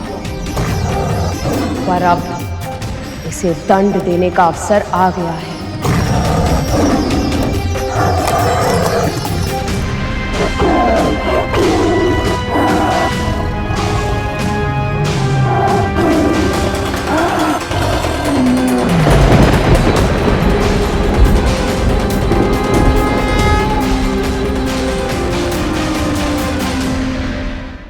महाराज, लौट चले?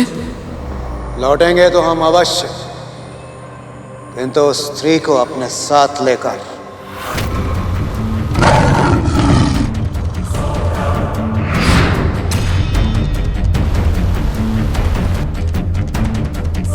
कहाँ गई?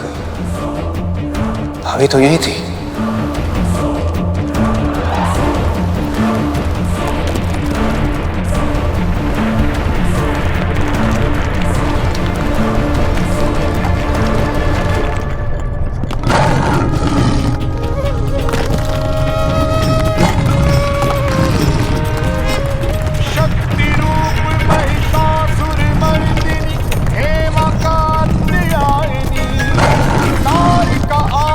प्रति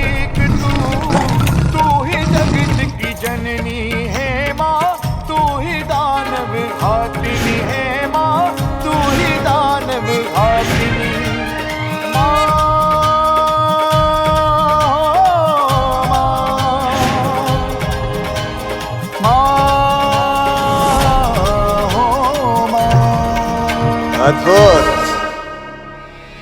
मैंने सुना था कि तुम अत्यंत सुंदर हो। तुम्हारे केश मेघों की तरह घने, तुम्हारे नयन कमल के पुष्प की तरह, और सौंदर्य से परिपूर्ण तुम्हारा ये तन सुकोमल केले के वृक्ष की तरह। सत्य कहूं तो मेरे हृदय में जो तुम्हारे सौंदर्य की कल्पना की छवि थी, तुम्हारे वास्तविक रूप के समक्ष वो कुछ भी नहीं है, कुछ भी नहीं। मैं आया तो था तुम्हारा वध करने, किंतु यदि तुम चाहो तो मुझसे विवाह कर अपने प्राणों की रक्षा कर सकती हो। विधाता ने तुम्हें ऐसा अद्वितीय सौंदर्य रणभूमि में व्यर्थ करने के लिए नहीं दिया, बल्कि मेरे सिंहासन की शोभा बढ़ाने के लिए दिया है। यदि तुम्हारी यही इच्छा है तो फिर इतनी बातें क्यों कर रहे हो? मुझसे युद्ध करके मुझे पराजित क्यों नहीं करते? यदि मुझसे विवाह करना है तो मेरी शर्त का पालन तो करना ही होगा।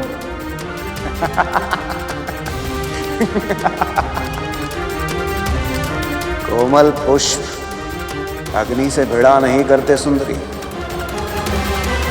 तुम्हें मेरी शक्ति का तनिक भी आभास नहीं है। समस्त देवता ही नहीं, तुम्हारे नारायण भी मुझे पराजित नहीं कर पाए। इतना शक्तिशाली हूं मैं, सर्वश्रेष्ठ महिषासुर।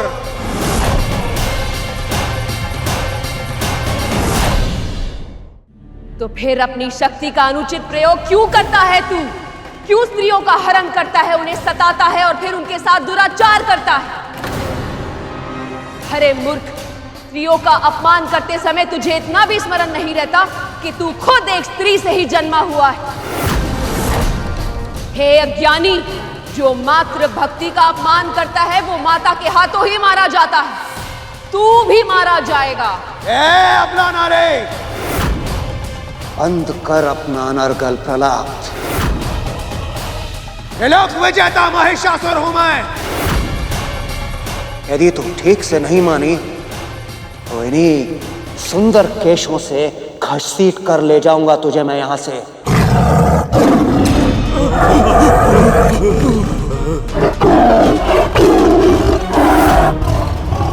तू मुझे छू भी नहीं सकता मूर्ख।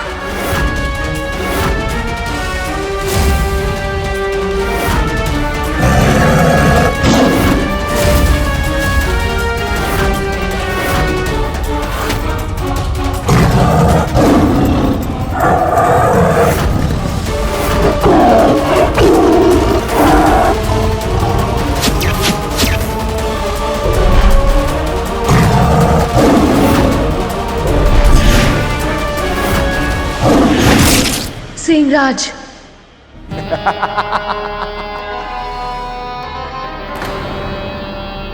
बड़ी देर से व्यर्थ में गर्जनाएं कर मेरी सेना को भयभीत करने का प्रयास कर रहा था ये सिंह।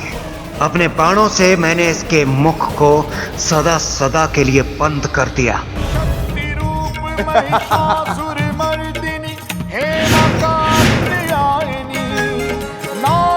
आदर्श प्रतीक तू ही जगत की जननी है माँ। ये कैसे संभव है? दानव घातिनी है माँ, तू ही दानव घातिनी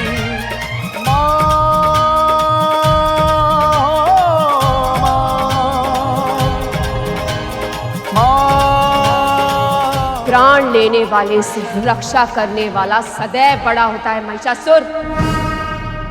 अब भी समय है, वापस लौट जा। अबला नारे,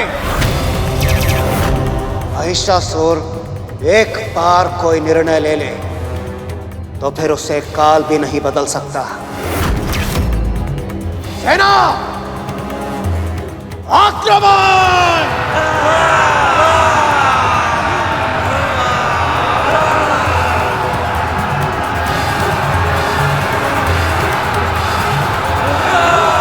हे देवियां, मेरी सहायता हेतु कृपया प्रकट होइए।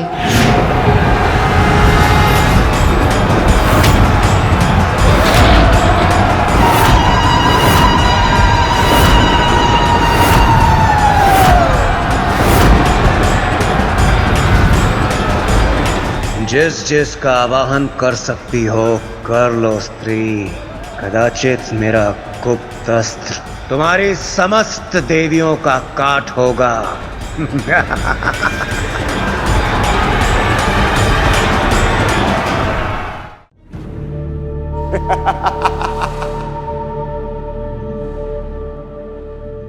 ये तो दुर्बल स्त्रियों की सेना है।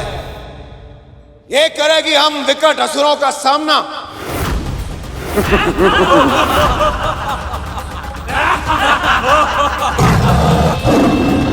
चूड़ी पहनने वाले हाथ केवल करछी और बेलन चलाने के लिए होते हैं, ना कि अस्त्र उठाने के लिए। प्रतीत होता है तुम ऐसे नहीं मानोगी। तो आओ आओ, देखो हम असुरों का पराक्रम।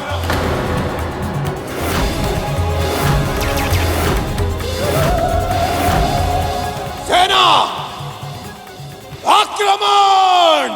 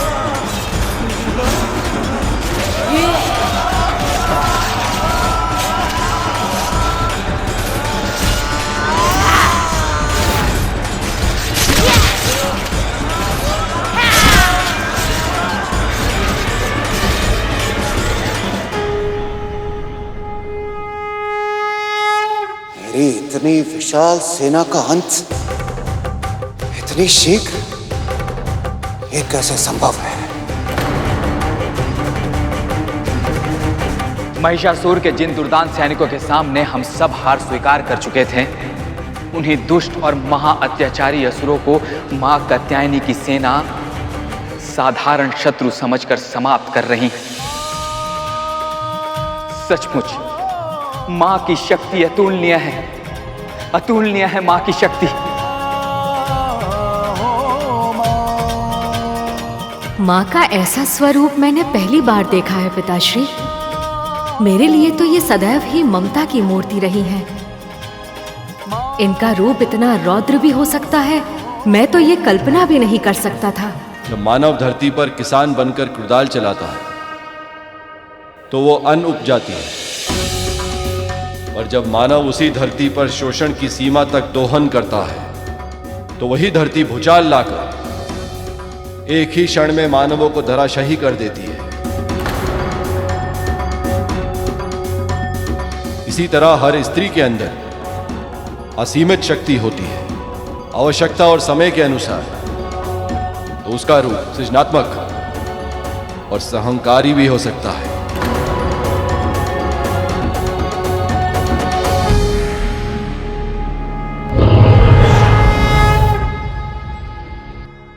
मेरी इतनी विशाल काय सेना का अंत इतना शीघ्र इसने कैसे कर दिया? जिस स्त्री शक्ति को तू दुर्बल समझ रहा था, उसने क्षण भर में ही तेरी पूरी सेना समाप्त कर दी। करछी और बेलन थामने वाले हाथों के सामने तेरे विकट असुर योद्धा सूखे पत्तों की तरह भूमि पर ढेर हो गए। अब तेरा भी अंत होगा महिषासुर। स्त्री, वो मेरा अंत नहीं कर सकती। मैं महिषासुर, मैं करूंगा तेरे अभिमान का अंत। तूने अपना शक्ति प्रदर्शन कर लिया, अब देख मैं दिखाता हूं तुझे अपनी शक्ति।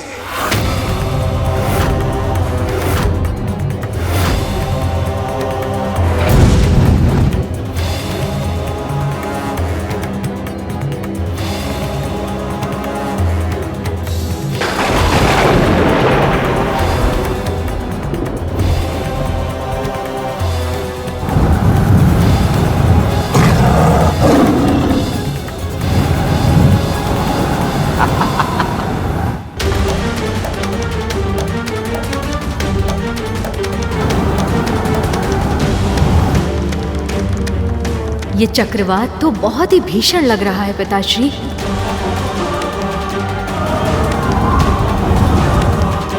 ये कितना भी भीषण ही क्यों ना हो गणेश, पर तुम्हारी मां के क्रोध से इस संसार में कुछ भी भीषण नहीं हो सकता, कुछ भी नहीं।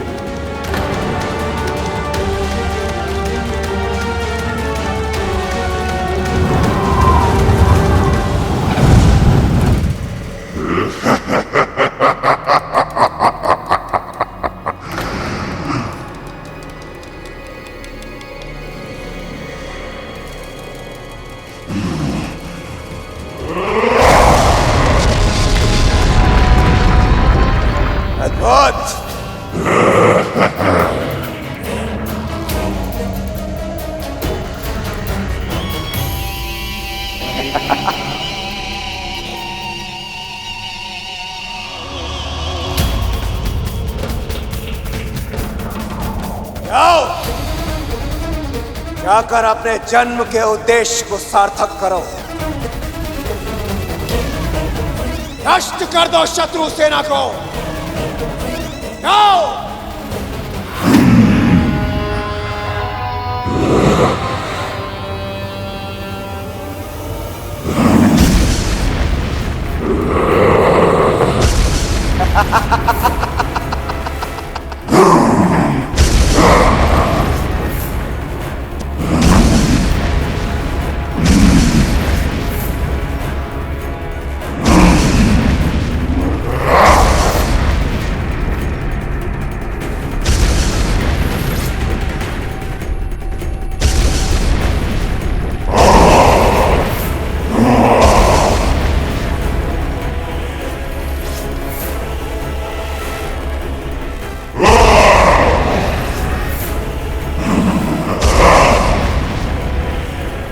उसे नहीं,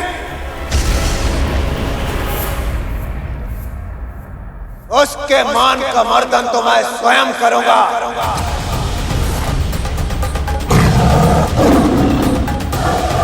जाओ।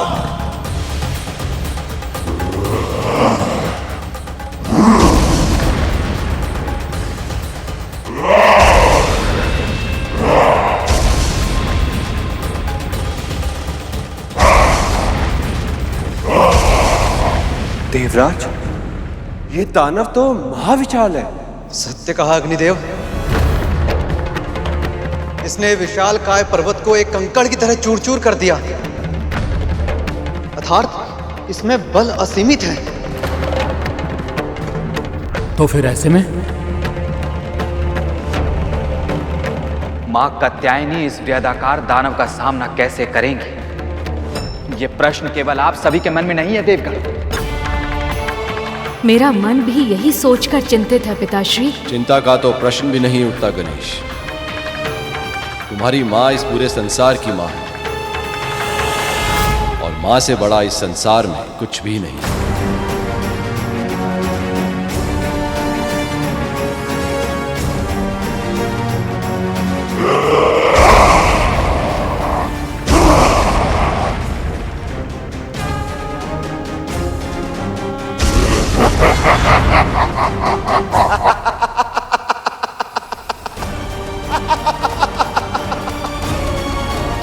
ये स्त्री सेना तो भयभीत होकर लुप्त हो रही है।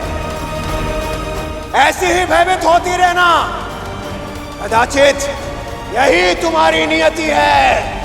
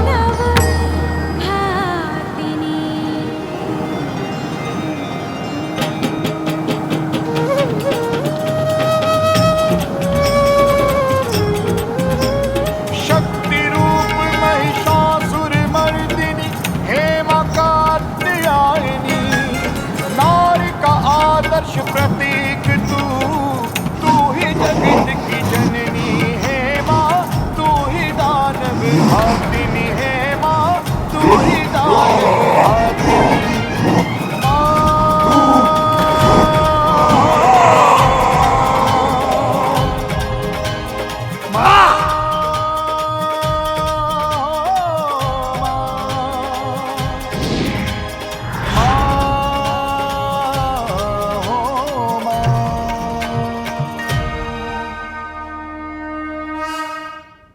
चली माया रच रही है, यदि साहस है तो आकर युद्ध कर महिषासुर से। कदाचित तू ऐसे नहीं मानेगी।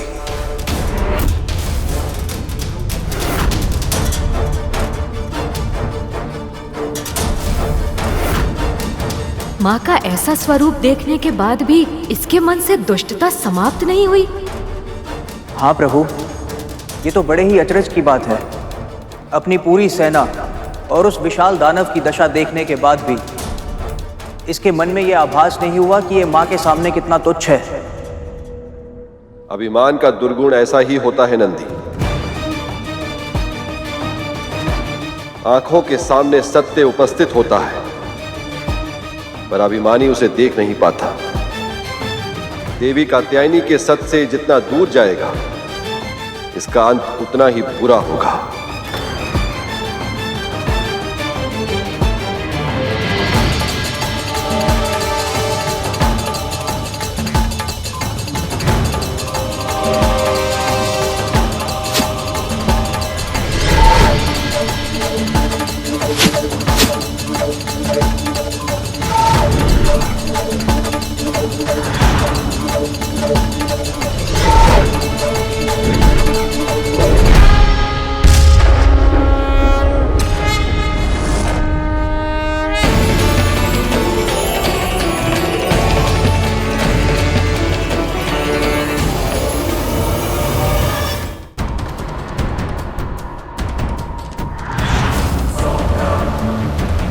धनुष बाण चलाने में तो सिद्ध है, किंतु भाला कैसे चलाएगी?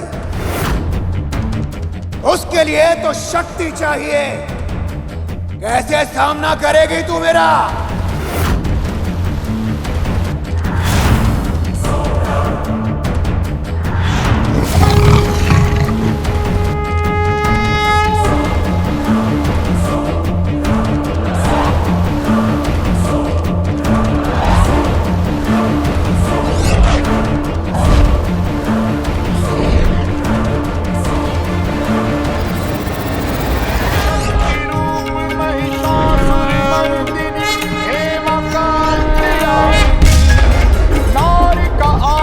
प्रतीक तू ही जगत की जननी है माँ, तू ही दानव घातिनी है माँ, तू ही दानव घातिनी। असंभव, कैसी माया है और ये ऐसी माया कैसे रच रही है?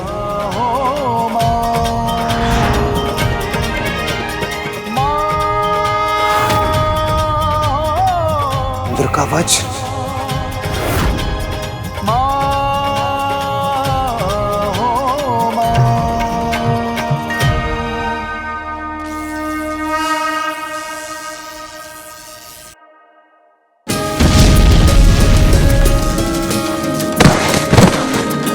दुर्गमा दुर्गमा लोका दुर्गमात्म स्वरूपिणी दुर्गमार्ग प्रदा दुर्गम विद्या दुर्गमाश्रिता दुर्गम ज्ञान संस्थाना दुर्गम ध्यान वासिनी दुर्गमोहा दुर्गमदा दुर्गमार्ग स्वरूपिणी दुर्गमासुर सहंत्री दुर्गमा योगधारिणी मेरे सभी अस्त्र व्यर्थ हो रहे हैं।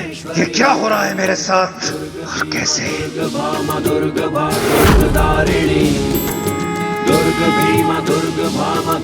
ये सभी अस्त्र पहले भी माँ की शक्ति से ही संचालित थे, पर आज माँ के हाथों में आकर इनका अधिकतम उपयोग संभव हो गया है,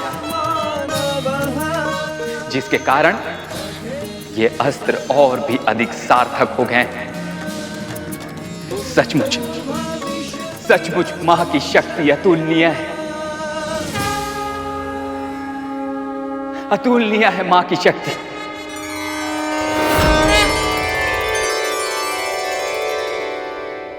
कैसे संभव है ये?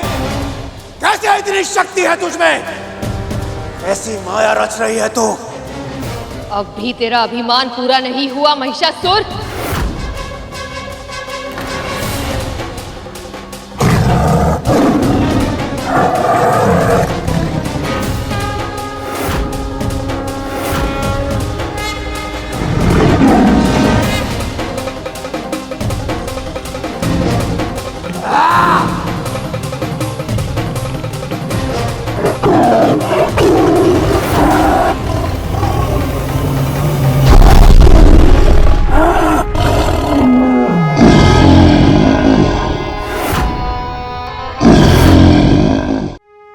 दिखाता हूं तुझे महिषासुर का असली रूप।